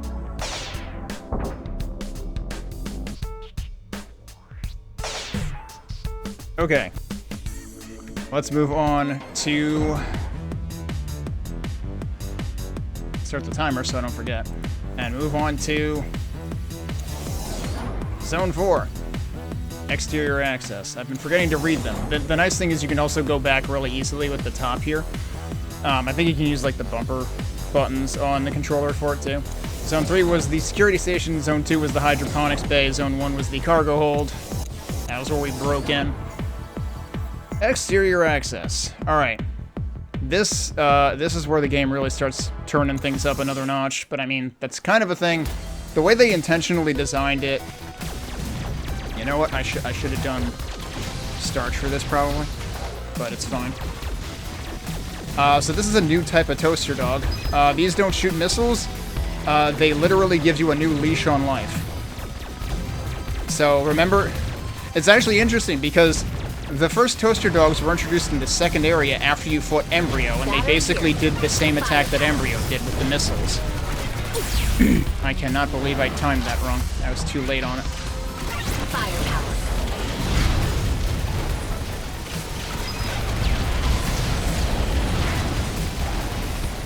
Focusing for a minute. So just like Embryo, just like the first toaster dogs carried on Embryo's pattern, the new blue toaster dogs carry on a pattern that we didn't really get a chance to see that Justice, the third boss, does. Lost the battery. Well, I did a bad. Battery here. Yeah, I'm gonna take that. Weapon max. Shut down. When I talk too much, I don't hear the battery callouts. Firepower. Oh, I'm gonna regret that, aren't I? Battery up. Yep. It's like I should have either gotten shut down or waited for accelerate. I am very paranoid about mines, and I do not handle them well. Firepower. Shut down. Yeah, there's still more mines. Battery here. And yeah, so this is one big arena, but bits and pieces of it keep getting substituted out. That does kind of mean that you kind of need to commit to power-ups on any of the side platforms, because they can get despawned if the platform gets swapped out. Firepower. Although I think it'll avoid swapping at the platform you're standing on. Firepower. Like, you cannot extended. fall in this game. Let me get rid of this. Oh, jeez, don't run into all that. Weapon maximum. Yeah, the problem is the turrets can't move Battery towards over you here. like other enemies do. Accelerate. Yeah, see, that would have gotten deteriorated if it was on the platform that just fell out, but it was just barely not.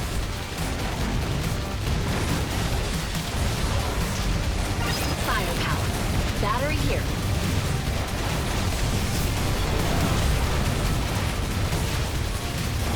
And also, I'm pretty sure a battery will not get destroyed by a platform getting swapped. Oh no, who's left?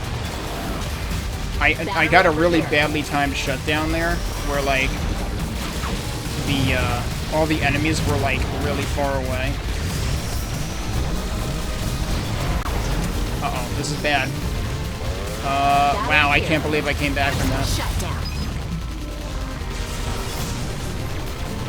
Because yeah, You heard me mention it with regards to the turret. Turrets can't move towards you. Neither can enemies that are shut down. So if you're looking for enemies, you don't want to shut down because that's going to make it harder to find them if they're already out of view. Not a particularly well performed stage there. Yeah, because I took knockdowns and everything. Alright, Relay is the second of the two maps that I was mentioning that are, like, more linearly designed. Do we want to do... Yeah, let's go ahead and do Cactus for that. But if I had to pick a favorite out of the two, the one in the third zone is my favorite. Mostly because of the aesthetic. Shut down. Alright, I heard a Titan, though. Where's the Titan? Oh, that would definitely drop the chain right there. Did I already... I guess I obliterated the Titan already. Here.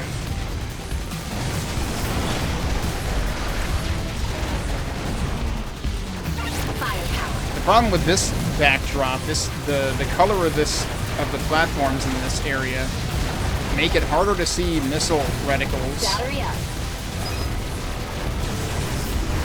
Oh! I was gonna grab that. See, you got a case in point of how the platforms will just steal power-ups and even weapon energy. Firepower. Weapon max. Uh-oh. Yep, that's bad. Alright. So much for weapon max and firepower. That all goes in the garbage. You do drop some weapon energy so you can, like, start building your power back up with a little bit of a head start so you don't lose quite as much momentum. Firepower. So it's not full-blown Gradius effect. Battery over here. Oh, it's mine phase.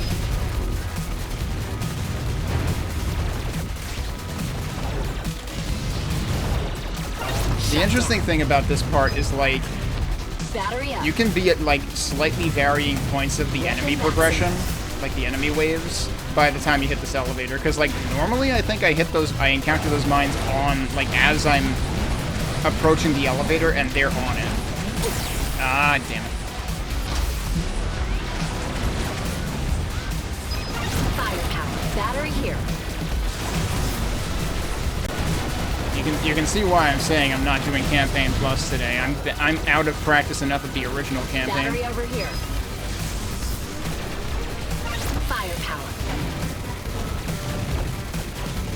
Firepower extended. Weapon max. Accelerate. Battery here. You would think those would have just fallen in the hole, but no. So that's a prime example right there of how, like, platforms will not fall with you on it. It waits until you're past it.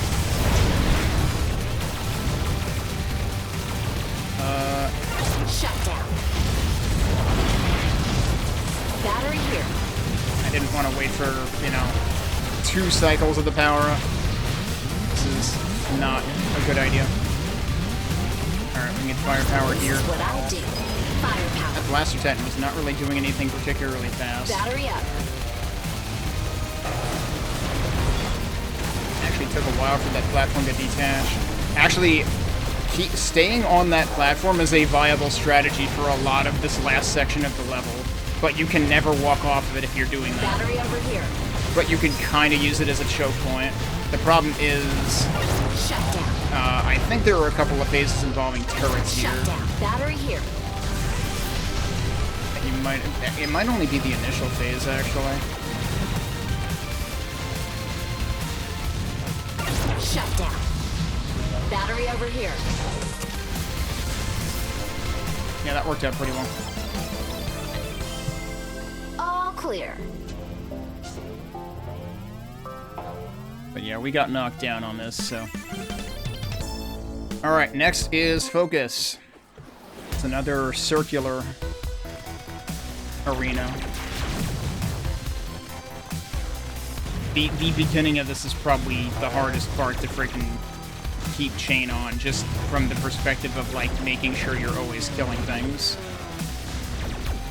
And I've undoubtedly already lost it at least once. Firepower. And yeah, we've got a new enemy. I hope you weren't sick of lasers yet, because we've got more lasers. That's what these Grim Reaper-looking things do.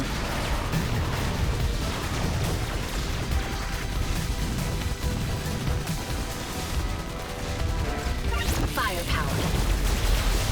Oh, that was Battery bad. over here.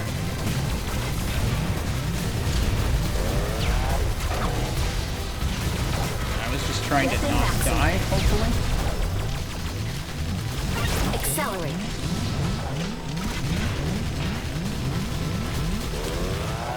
Shut down. Battery up.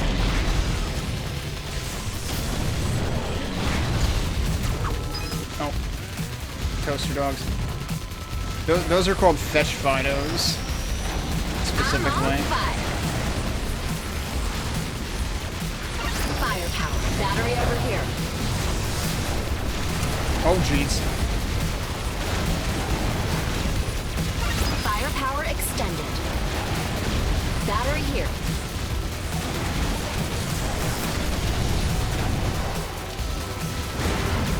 Yeah, that's what I... Okay, remember what I said about blue damage? So that flame will only kill me. It will not hurt enemies, it will only hurt me. Shut down. So I'm mostly going to stay around the outside so that it's just not an issue.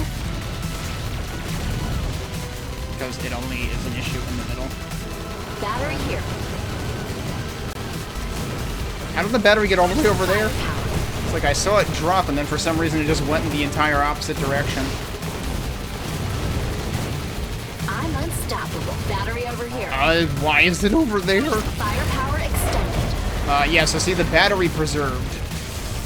The power-ups do not preserve when the ground falls out, but the batteries do.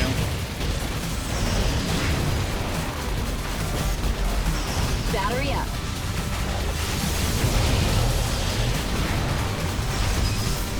And batteries do have a certain amount of attraction. Oh, could you not do that? That'd be great. Battery over here. Accelerate. Also, accelerate increases your attraction for batteries and stuff. Accelerate extended. Firepower extended. Battery up. Problem with accelerate is on bigger maps like this, you can end up like running yourself away from the enemies, and then you're like, wait, what am I doing? All clear.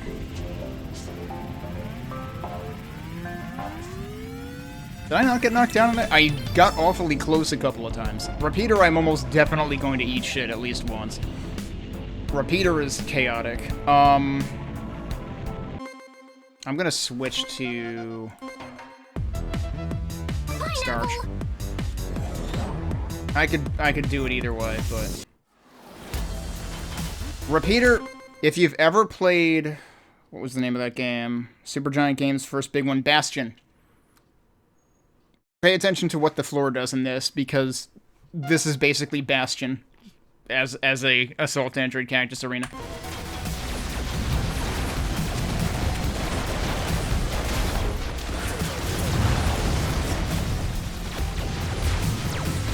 Pretty wings.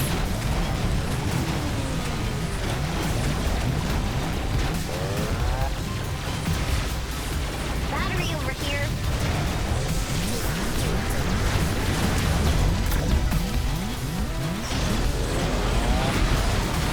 Tiny robots. Battery up. Tiny robots stay.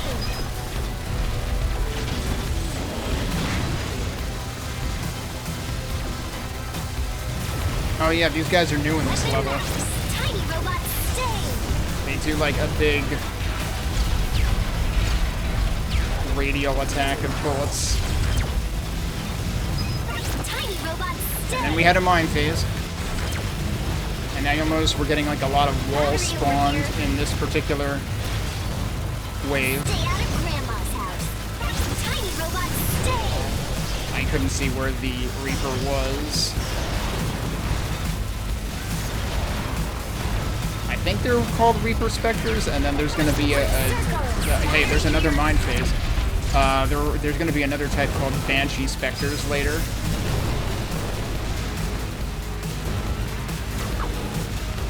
I am so Incidentally, not the only hooded specters we'll be seeing this week in the event, because we'll be playing Spectre of Torment. Tiny robots! Battery over here. Tomorrow even. Tiny robots, stay! Oh yeah, also, remember all of the tanks full of wasps? Well, now we have tanks full of mines, so, you know, if you thought tanks full of frickin' bees was bad enough, like, it gets worse. Pretty wings! Oh, I didn't even realize I picked that up. Surprise, I'm going faster now. This is another thing where Accelerate can potentially do you a disservice. Battery over here. Because there's a finite number of tiles that are allowed to be spawned in this area, in this level. And so you can end up running yourself out of ground if you stray too far from like where the enemies are and where the battery is. Battery up. You'll notice I'm trying to prioritize the Reaper Specters whenever I see them, so that they don't get the fire lasers. I don't think I actually did get knocked down in that. Everything's dead.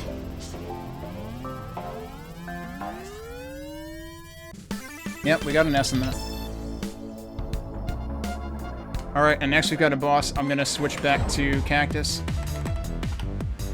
Yeah.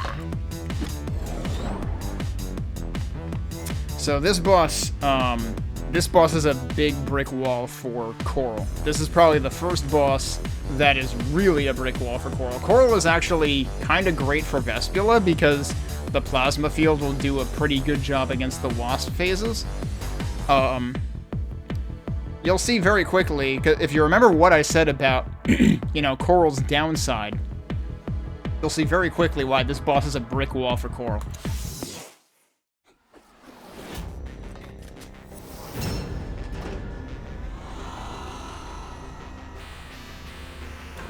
And also, this is where I also mention a correlation to an ally character that we eventually get, and actually we unlock Peanut after we beat Venom, and you're gonna see a similarity to Peanut's weapon in this boss fight. So keep an eye out for that. This is the best day of my life. Every time I shake the ship, more candy tumbles out and gets caught in my web. Why are you painted like a cop? I am a cop. And you're the last of the Section Lords, which means you must be the one that led the others against the ship. Unless you're under orders, too. Ha! I'm nothing like those human-loving house pets you've already faced. Under orders? Yeah, I'm under orders. To cut loose! I finally get to do what I want. Stands for me.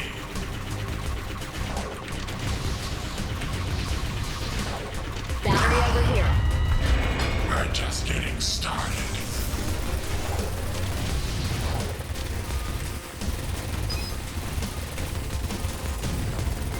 Shut down. Battery up. Firepower. So again, this boss kind of has like multiple different types of phases, and we'll see a redux of each. Enough of this. Also, if you've ever seen the trailer to this game, you'll recognize a particular part of this fight. Firepower. These dark blue bullets are kind of dangerous. They will instantly knock you down. One hit. Shut down.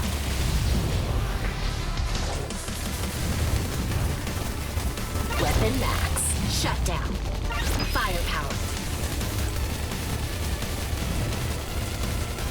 Firepower extended. Battery here. Right here. I won't be defeated.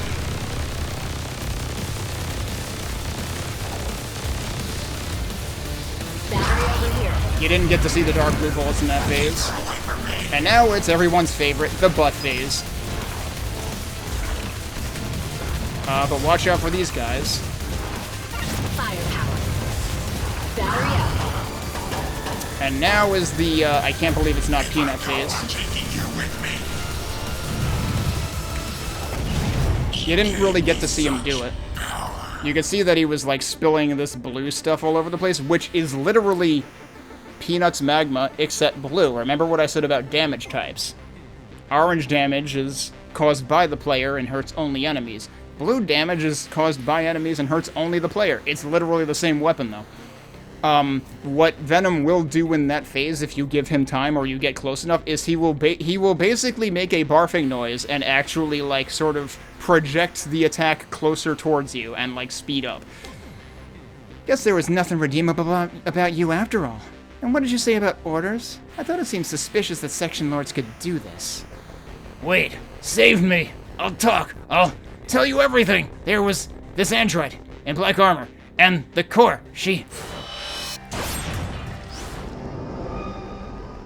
You just couldn't keep your mouth shut, could you? Useless. All 4 of you were useless. Hey, you with the knife. Fly your butt back here and explain yourself. Patience, IPP mutt. It will be your turn to taste my blade soon enough. Also, pay attention to the music here. Like, we've got the alternating between these 2 chords going on. With, like, sort of a bouncing... Not really an arpeggio, but like a bouncing synthesizer going around. And she's gone. That's speed. That isn't a standard assault frame. All clear.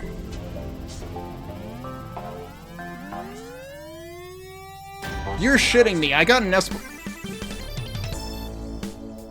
Okay, no, I didn't outdo my high score by far, but I got an S+, and I was not expecting an S+ on that. Alright. Time for the final zone. And now would be a good excuse for me to actually use Licorice. Naturally. So yes, there is different boss dialogue for every individual character, so you can actually, like, it's almost like there's an alternative plot when you fight the bosses with Licorice, because, like, they know that she was behind all of this, so they're kind of like, oh, what brings you here? Oh, I'm just cleaning up. You know, that sort of thing. I need to remember how to even use Licorice. So her primary fire is actually surprisingly slow, but it's pretty powerful. But then you literally get to use her frickin' like warp attack that we just saw in that cutscene for her secondary. Battery up. And you can actually, there's a couple of different ways you can use her secondary. Too easy. Firepower extended. Whoops, battery. Let me see if I can get it. Yeah. You can actually do multiple slices, up to 3. So if you hold down the button, then it charges and you do one bigger slice. Shut down. Battery over here. And also, if there's nothing to target, then Firepower extended. it won't actually do multiple slices in that case. The one downside is, Accelerate. you can kind of end up in a place you didn't want to be in. Shut down.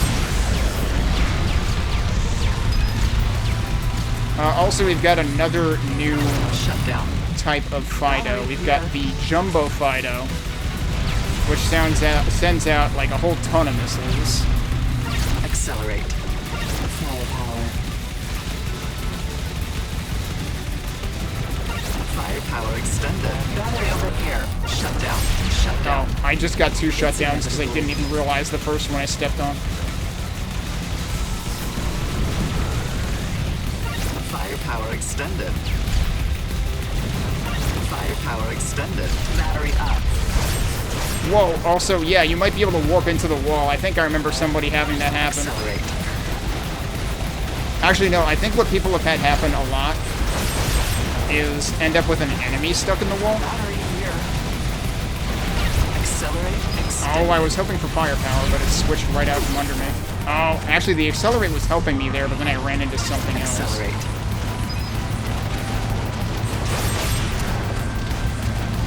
Battery over here. Shut Oh, down. I didn't want that to be a shutdown. I got it too soon.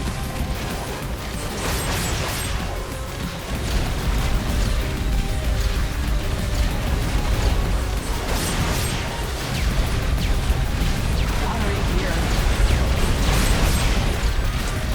Using the warp slash can be a really good way to get batteries.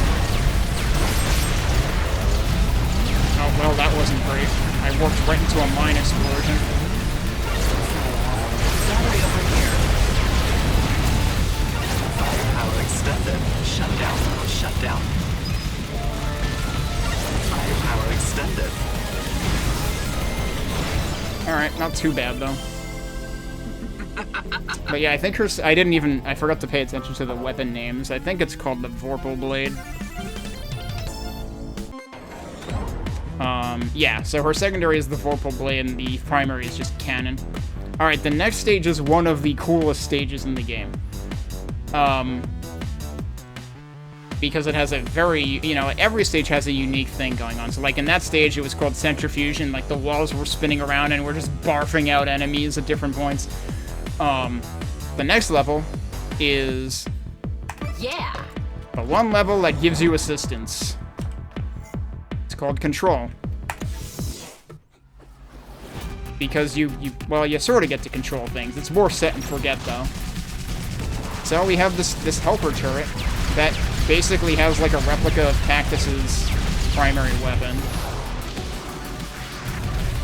And then we have a missile turret that's sort of like a bigger version of Battery Starcher's over here. secondary. Firepower. I don't want to get too far away from the enemies. And we have our third type of Titan, the Buster Titan, that just stomps you Firepower flat. extended. Oh, Missed the battery. yeah, there was a battery on the second turret over here. Battery up. Firepower extended. Bring 'em on. Let me wait for this to become firepower, and then we'll head over to the third one, which is like the plasma field, the secondary for Coral. Yeah, that's the problem with standing in one place at a time, Firepower. is you're just gonna get dunked on by missiles eventually. Because the plasma field makes it kind of hard to see things, and you have to be standing on that one constantly. The only one that's truly set and forget is the rifle turret down here. The other two only attack when you're standing on them. Firepower. Battery over here.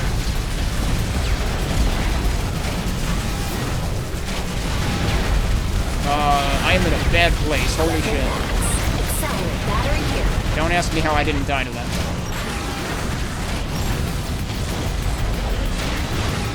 Oh, the battery's trying to help me out here. Shut down. Battery up. Accelerate extended. Firepower. Battery here. Firepower extended. Shut down. Accelerate extended. What's ridiculous is, like, I'm constantly topped up on multiple types of power-ups because of how often they drop in these levels. This is what I do. Firepower extended. Battery here. Shut down. Accelerate extended. Shut down.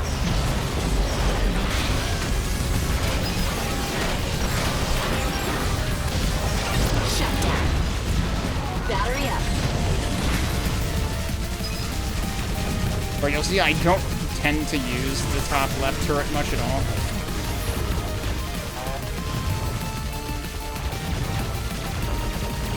Oh no, my power-ups ran out. I feel weak now. I feel slow more than anything. There's one dude left. Nope, the missile got him. That was definitely a case of, I don't know where they are, I'm gonna let the homing missiles do the job. Yeah, I took one death from, one knockdown from a missile earlier when I was showing off the coral turret. Which, you know, case in point of why I don't use that one. Alright, convection. You'll realize really quickly why this is called convection.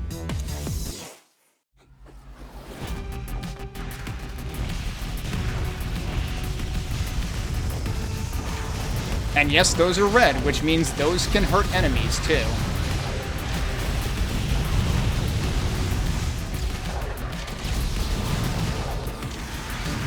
Firepower. Battery up. Ah, this is where the Banshee Spectres get introduced. We're still getting new enemies introduced, 3 levels from the end of the game.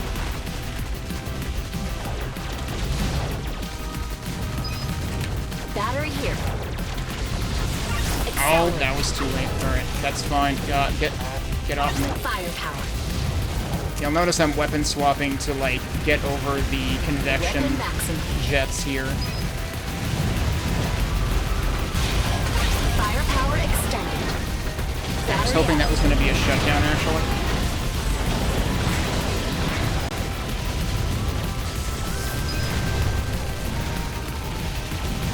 And, like, you always have to be keeping an eye on what the pattern is on the ground. Battery over here. Shut down. Oh, that was accidentally good timing. Get that guy. Firepower. Uh-oh. Shut down. Battery here. If I recall correctly, one thing about shutdowns is... Firepower extended. They affect enemies for less time, like less intensely, the further away they are from the enemy. Battery The over further here. the origin point of the shutdown is. Accelerate. Accelerate extended. I did not realize I stepped on another accelerate. Shut down. Battery up. I think that was another case if I might have, like, actually been healing right before I picked that up, so I didn't actually need it. No stopping me now. Yeah, so Banshee Spectres actually fire out blue bullets, which, again, means they will only hurt you. Shut down. Accelerate. Who's left? I don't know, they're dead now. Battery up.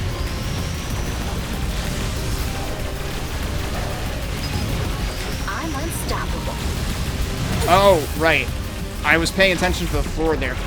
Now the floor is doing a formation where it just follows me. I just need to keep moving. Which, guess what? Accelerate is kind of bad when you have the floor in this state. Firepower. Alright, Battery over here. the follow state is over.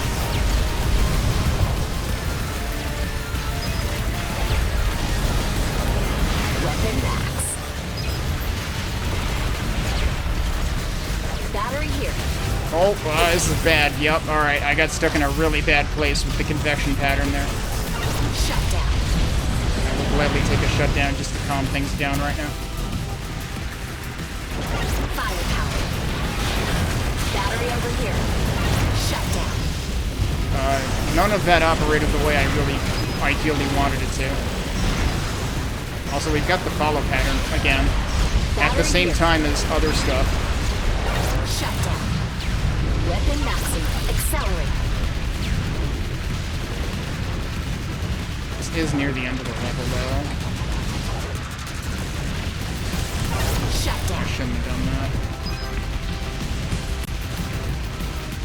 Alright, we got it. All clear. So yeah, that is effectively the final, like, regular level. And we'll see why in a moment as we head into Collider. I'm gonna take one more break before we do Collider, actually, so give me a minute. Because I want to be prepared for Collider. It might take this is the one level that I expect could take multiple attempts. Well, you'll find out when we get back.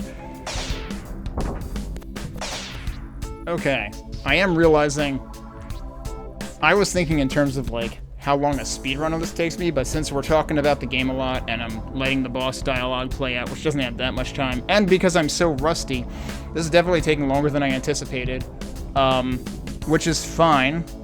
I'll probably just make this another one long stream kind of day, like Saturday was, and Celeste will probably have a 25-minute break in the middle of it to bridge it. I definitely do want to get through this and Celeste. Wizardom is, if I'm gonna flex on anything, I'll be flexible in like how much of Wizardom I play, because I don't even know whether I'm gonna get through the entire Wizardom episode 1. That's just kind of like if I can swing it by like streamlining the levels and not, you know, looking for all the secrets and stuff, then I'll do it. But we'll see how that goes when we get there. But let's get into Collider. I'll go back to the map for dramatic effect, because notice what the symbol is here. Like every level actually has its own like little logo representing the level, which is actually really freaking cool. So like you can see, for example, on Control, that icon looks like the radial meter around the 3 turrets that you can use. Convection looks like literally the frickin' convection jets, so on and so forth. But what the heck is that icon? Are we about to play Hollow Knight? Well, we might as well be, because this is the most difficult level in the game. And this is why. This is when Licorice officially gets introduced, because we didn't actually learn who she was, we just found out she exists after Venom's fight. Oh, the police dog. You seem sturdy. I shouldn't be surprised you made it this far. But this is the end of the line. I will never let you reach the Nexus core. Great, so come down here and I'll punch you in the mouth and get some answers. Why did the core go quiet? How are you wielding your authority? You primitive types really don't know how to speak to your betters, do you? Put on a good show for me and I'll consider ending you personally. So the level does start like a normal level. By the way, this is the one level I've never had the patience to S+. And a large part of why is this first frickin' phase. There are 2 things that make S+ing this really hard. First is this first phase, because it's really easy to drop combo. And the other part is, well, the boss fight, because as she promised, that is a thing that's going to happen.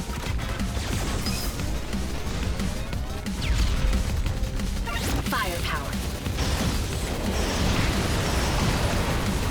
That's a lot of lasers pointed at me.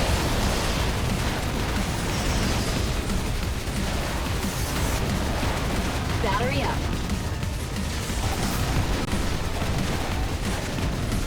Oh, right, and I meant to point out that the music for this level uses, like, the beginning of this music is the same kind of theme we heard after Venom fight.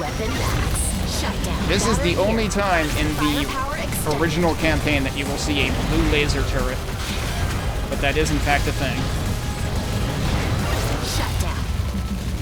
They will come up more often in other game modes. Firepower extended.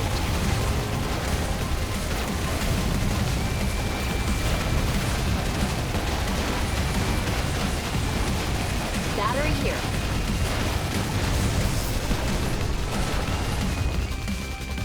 I would like firepower. Firepower. Looks like this is where I step in. Firepower extended. Yeah, so remember the Vorpal Blade? We have to deal with that now. Battery over. Oh, that was really fortuitous. So here's the thing. She has a battery meter at the bottom of the screen. We both use the same mechanics. Provoking me. Battery up. You're junk. I barely got that. Holy shit.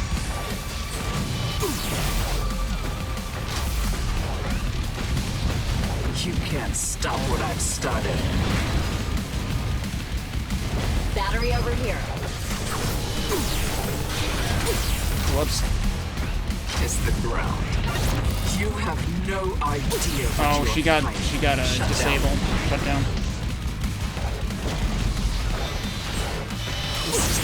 No! And this is why this level is impossible. I just got completely cheated.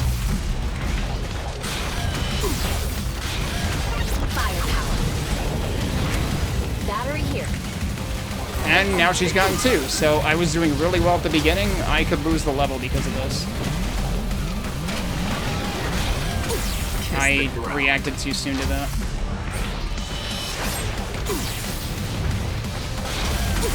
Would you? Battery over here. That should have come to me because I was almost out. Battery over here. Okay, we're still in business. Kiss the ground. Problem is she has more battery than I do. You're Are you just- kidding me? Flamethrower? Hello? Accelerate. I'm timing this wrong. Battery here. That should have come to me. You're obsolete. Yep, so I failed. Like I said, this is the one level that I might actually game over on, and the reason is she fucking cheats. And this is why I have never bothered to S+ this level. This level is absolutely rage-inducing. For as good as that started, that section, it ended about how I expected it to go. And it's also why I say this is the hardest level in the game. The final level actually used to be harder than it is now. They actually adjusted it because they realized that, like, very few people were beating it. Of course, they adjusted it after I beat it, and it took me forever to beat that level because I was still relying too heavily on Coral at that point. Like I said, this is the other worst part of this level, is this first phase.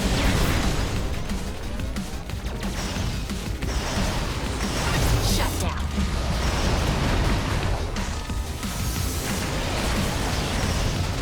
But yeah, because the battery mechanic is shared by you and Licorice, which is like a really cool idea, but it's also really bullshit. Shut down. Because you can get completely screwed over by it. Firepower extended. Battery here. I am surprised that didn't kill me. Weapon maximum. Shut down. I was actually surprised how good my timing was the first few times that I managed to, like, interrupt her Vorpal Blade attack. Accelerate.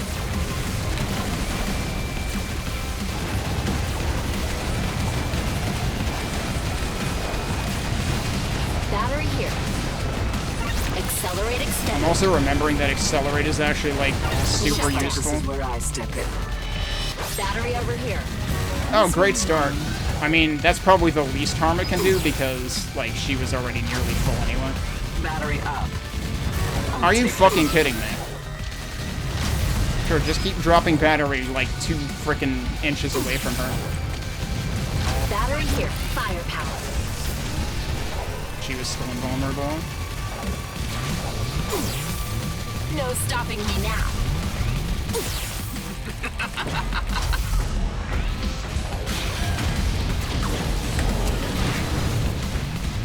You're obsolete. You can't stop what I've started. Come on, I'm trying to kill the enemies here. Battery over here. All that matters is that I pick up the batteries. You have no idea what you are fighting. Battery here. Perfect. We're good. I'm just gonna stop shooting things. Except this guy. Firepower. Perfect. Once she's in countdown, just stop killing things. That is how you should actually handle it, and I kind of forgot that key component the first time. To think an outdated human-serving mongrel would force me to use my trump card. The embarrassment is unbearable. I shall spare your life this time. So yeah, you'll notice she just, like, sucked in the energy from, like, every enemy on the entire stage anyway. You're not going anywhere till you tell me how you usurped a Nexus core, and what you've planned for this ship. You have no idea. Once I awaken that core, she willed this all herself. I'm just a facilitator, buying her a little time to hatch. Nobody can stop her. We'll see about that. All clear. Yeah, B is short for bullshit. Next. Now for the final boss, which is actually easier than that. The thing that actually makes this harder is if you... Remember how at the very beginning of the game, I said that there was one key word in the entire tutorial that I forgot for most of my first playthrough? Dodge. If you know how to dodge, this boss will not be a problem. Or it won't be nearly as much of a problem as it would be if you haven't gotten used to dodging. And that's why I say the other problem with Coral is it can encourage you to lean on the plasma field excessively to the point where you don't really need to worry about dodging nearly as much. But there are going to be times where either Coral's short range or you not having, you know, energy available for your secondary, you being overheated, are going to get you in a problematic position in this fight. I shouldn't have trusted that licorice android. She said she'd keep everyone away till I was done. Leave here, outsider. It is imperative I complete my work. I had a chance to see your work on the way here. Wasn't a fan. So why don't we have a little chat about how you're feeling and what you're trying to do? What I feel? How do you think I feel realizing that this universe is a lie, and we are all shackled shadows? I must find a way to reach her or all will be in vain. Go away.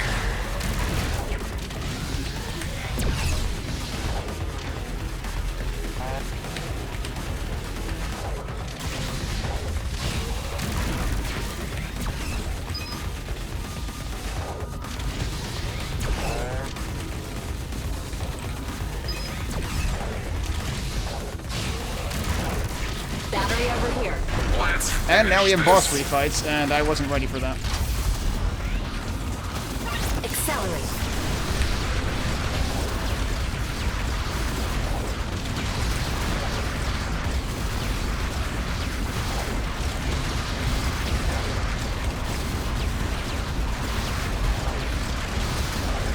Oh. Battery here. Do not interfere. I've sacrificed too much. Firepower. I am getting hit by too much stuff.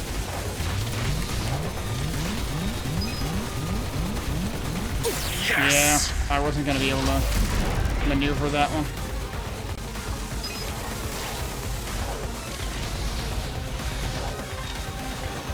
Battery over here. You fiend.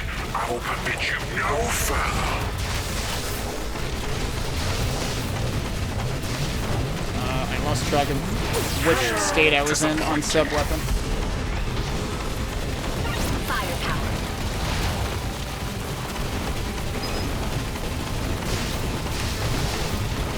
Battery here. I will. Shut down. So now I think it does dark belts, right? Yup.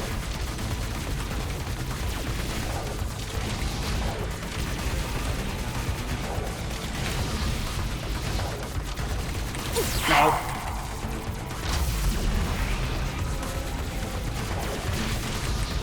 Battery up. Unexpected resistance encountered. Activating additional units. Oh. The one problem with this phase is I noticed that a lot of the times it gets out of sync.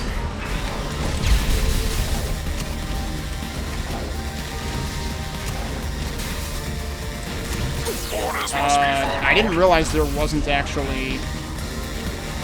Shut down. I thought there was one of these at the junction there, but there wasn't. Accelerate.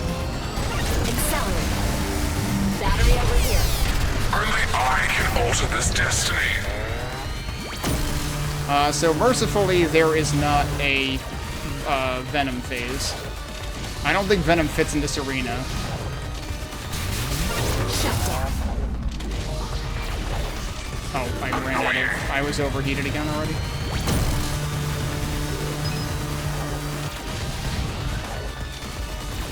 Also, reminder, that laser is red.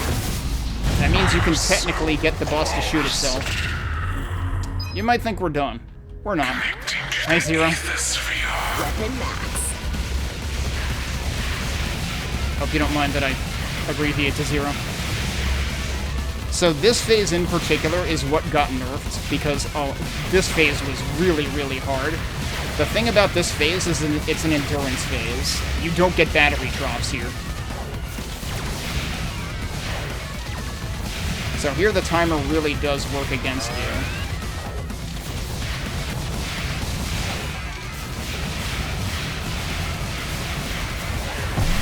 Nope. But actually, Robotron was a big, like, inspiration to the designer of this game. The designer of this game loves Robotron. And yeah, you can probably kind of tell by this last phase of the final boss, particularly. I've saved everything. You just punched a hole in reality and tried to obliterate us all. Just what did Licorice show you to make you think that was a path to salvation? She showed the truth. I must reach Terra Nova. Our sins will not be forgiven. Our time is not here. A Nexus core that's gone off the deep end chasing ghosts? Never seen anything like it. Think, Cactus, think. I need one of my trademark clever solutions. All clear. Alright, that is the final level, so instead of next level, we have complete. Never even heard of a core malfunction.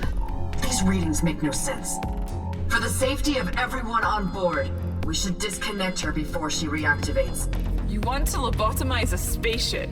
The core controls everything. Even in a weakened state, if she figures out what we're doing, she'll destroy the ship. Then we stabilize the core's psyche during the procedure with an operator. Holly, you probably have the most experience in this area. Hold on. Are you suggesting we plug Holly directly into the core? If anything goes wrong, Holly's brain will end up like a blown fuse. Lemon, it's all right. I can do this. Interfering with the operation of a core is a serious criminal offense, even for humans. Cactus, you're a police officer. Are we being reckless? Cactus? Fire in the hole!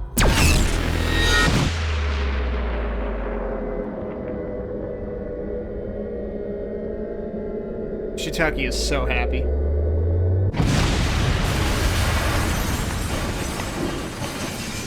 And that is that. What did you do? The way I saw it, the core was the problem. Blowing it up was the fastest way to fix things. Don't worry. I do this kind of thing all the time. Fix things or destroy multi-billion-dollar pieces of equipment on impulse. Both? Honestly, in a world with way too many AI bros and speculative data center building, that's a move. Because you could do both of those things at the same time. Fix things by destroying multi-billion-dollar pieces of equipment on impulse. I hate how many things have become more relatable in 2026. Anyway, like I said, 3-person dev team, full-blown voice cast for all of the playable characters and all the bosses.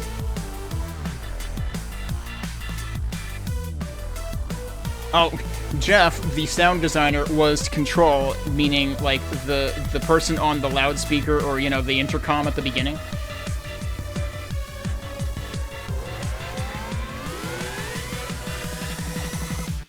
But yeah, this was Witchbeam's first game released, and I still think it's their coolest. All of them are good. They're all completely different kinds of games. So, like, this one is the most in my wheelhouse in terms of the genres of games that I play the most. But Witchbeam also made Unpacking. There was a different designer. Tim Dawson was still, like, the lead developer for all three. But I think Ren Breer was the... I might be mispronouncing that. Was the designer for that one. But then Smish came back for Tempopo. Amazing. Did you manipulate the others into destroying the core just to get off the ship? Didn't have to. Just peeked ahead, chose a future I liked. The humans were right to seal you away. You are dangerous. Dangerous? I'm just a joker they didn't remove from the pack. If you're looking for your McDuff, keep an eye on that ace on top deck. You can't possibly mean that green-haired lunatic. She just herded cats to an unlikely victory. I don't respect random luck. There's no random in Cactus. What is that supposed to mean? Homework, Briar Rose. Figure it out, and you might survive your next encounter.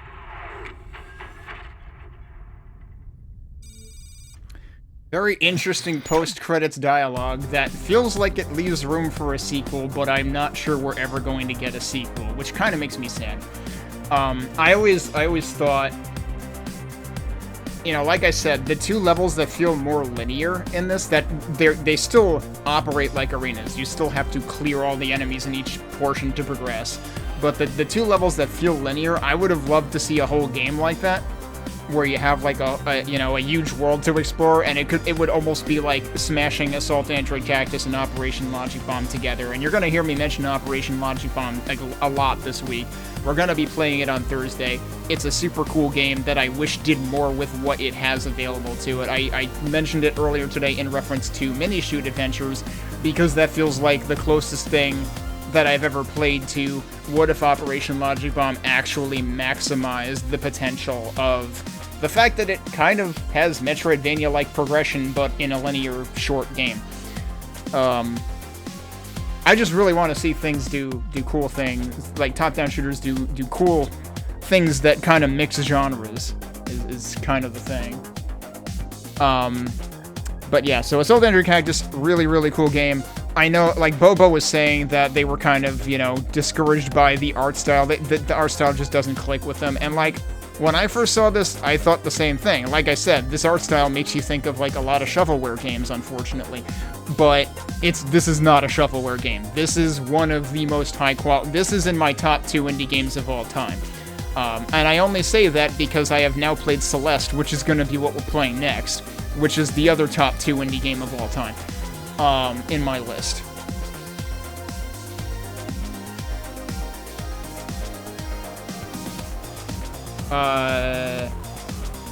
Please tell me that this is a bot, right? Yeah. I'm sorry, but that's sus.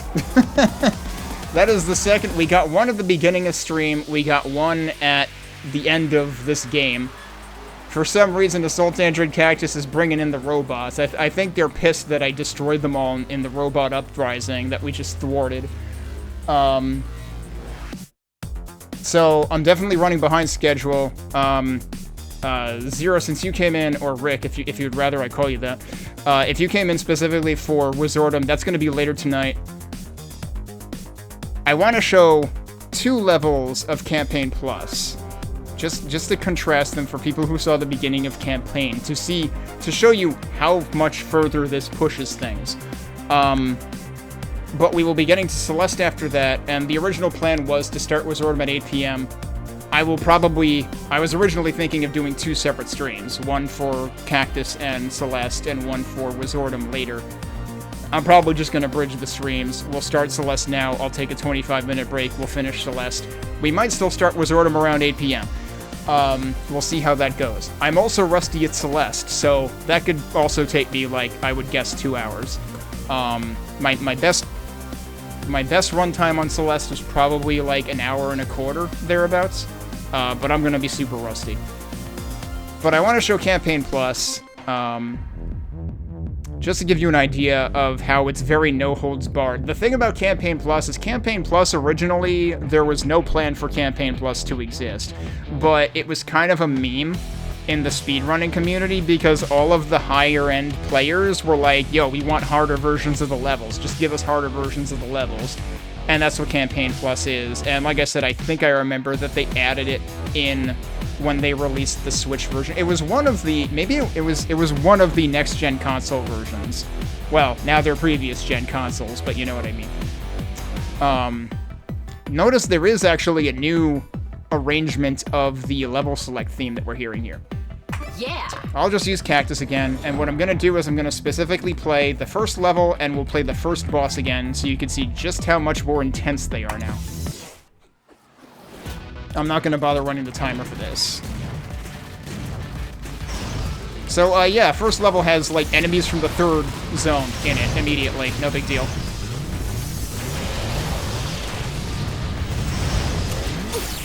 I thought I saw a power-up. I did not.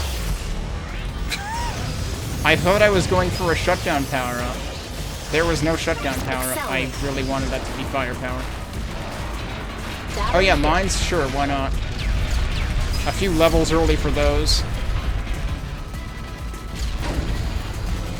Firepower.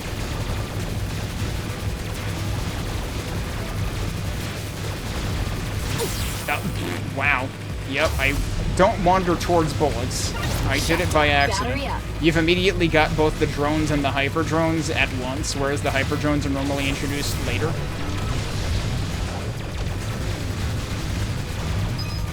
But you can see I'm taking knockdowns in the first level of the game, whereas like when I was playing the original game, I didn't take a knockdown until several levels in. Battery over here. This is what I do. I think my first knockdown was in Influx in 2-2 because I played as Shiitake, which is like really hard to play as without being prepared for it. Also, we just got down to the bottom of the elevator now. Like, the elevator ride was longer. Now we've got the Fetch Fidos and the Jumbo Fidos. Yep, I was getting tethered. So, like, these are enemies from the 4th and 5th zones immediately in the first level of the game. So, yeah. Campaign Plus means business. Oh, that's not good. Battery over here. I keep getting tethered. There is a lot more to focus on in Campaign Plus right from the beginning. And want to bet the Titan's going to be a different type of Titan? Oh, sure, have mine tanks. Why not?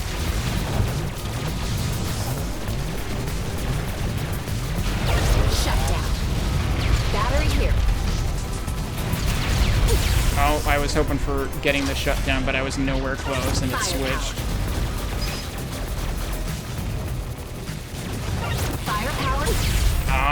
There were 2 sets of mines, that's why. I probably actually dodged the first one. Battery up. Accelerate. Oh, yep, that switched right out from under me. Oh, surprise. It's the second blue laser turret in the entire game. Because the first and only one in campaign was in the second to last level. So yeah, there you go. Clear. That is how much more intense Campaign Plus is. You saw like possibly every enemy in the game in that level. I don't know if we had regular toaster dogs. We had the Fetch Fidos and the Jumbo Fidos. I don't know if we had the regular ones. Thanks for the GG. So let's go, and we're gonna play the first boss. And there are actually 2 reasons for me to show this off. One is just to show you, like, this is no walk in the park compared to the first boss as we played it in the regular campaign. But the other thing... I never actually stopped the timer, did I? Alright, well, it's still running then. I thought I had stopped it when I frickin' finished the last boss. The other interesting thing about Embryo Plus is... We refer to this in the community as Dark Embryo, or Dark Egg, even. Dark Embryo's first appearance was not in Campaign Plus. Dark Embryo's first appearance was in Infinity Drive. In, I want to say, Layer 32. The way that layers in Infinity Drive work is depending on how you're doing, you will get one of 3 different variations of the same layer next. And it depends on whether you've been knocked down. It depends on your performance, basically. Like, if you're performing better, you will get harder layers. The hardest layer 32 is a fight against Dark Embryo. It is the only boss fight in the entirety of Infinity Drive. It's the only one that they gave that treatment to. High-level play requires Dark Embryo to be fought, because Dark Embryo, if you know how to handle him, is basically free battery refills when battery refills are really hard to come by in Infinity Drive. And, again, the entire survival mechanic of this game is the battery, the timer mechanic. The problem with Dark Embryo is he's tough. He is a lot tougher than original Embryo. I don't know if Lunathera is still here, but Lunathera just started playing Campaign Plus a few weeks ago. Ask Lunathera what she thinks of Dark Embryo, because Dark Embryo represented a disproportionate amount of time in terms of her her Zone 1 playthrough. Which, like, that is to be expected. Especially to be expected if you're not, like, super well-practiced at Assault Android Cactus in general. Because, like, again, like, Campaign Plus, again, was something that, like, the really, really high-end players who have S-plussed every level multiple times were clamoring for. Greetings, Tiny Core. You have entered a hard hat area. I'm pretty sure these messages don't change per player character the way that the original campaigns do, but they did put new messages in for Campaign Plus. There is no escape. So the first phase seems pretty similar, but, like, he seems to be moving a little faster and stuff.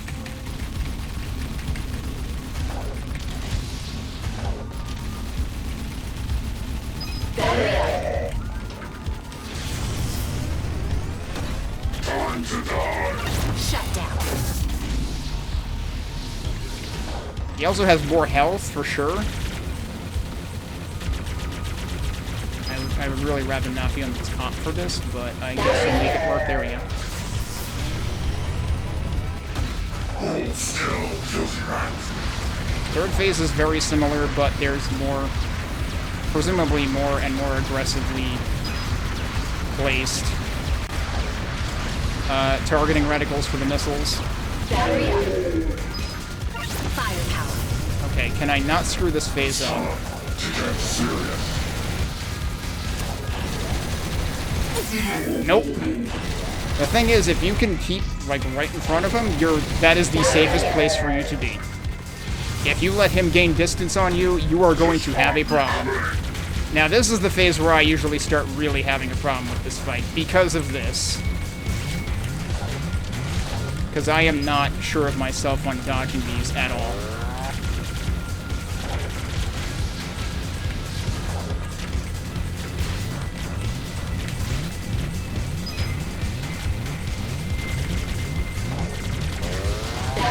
Here we go. Firepower. And now the kitchen sink. Let's finish this.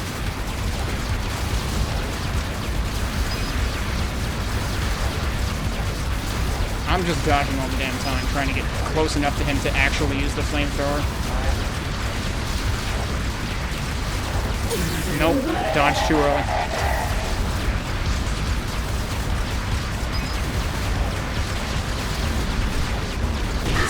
But we got him first try at least, I'll settle for that.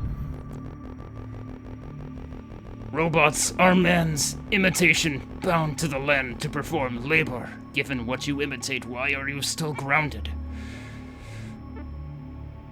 Yeah, I think all of the player characters just don't say anything in Campaign Plus. Yeah, not a terribly good rating on that one.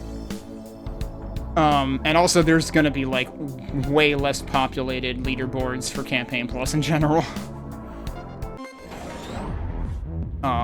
But, like, yeah, don't feel bad if Campaign Plus seems like a lot. It is intended to be extremely difficult because that was kind of the target audience that kept clamoring for it. But, you know, credit to the developers for constantly being in tune with the community.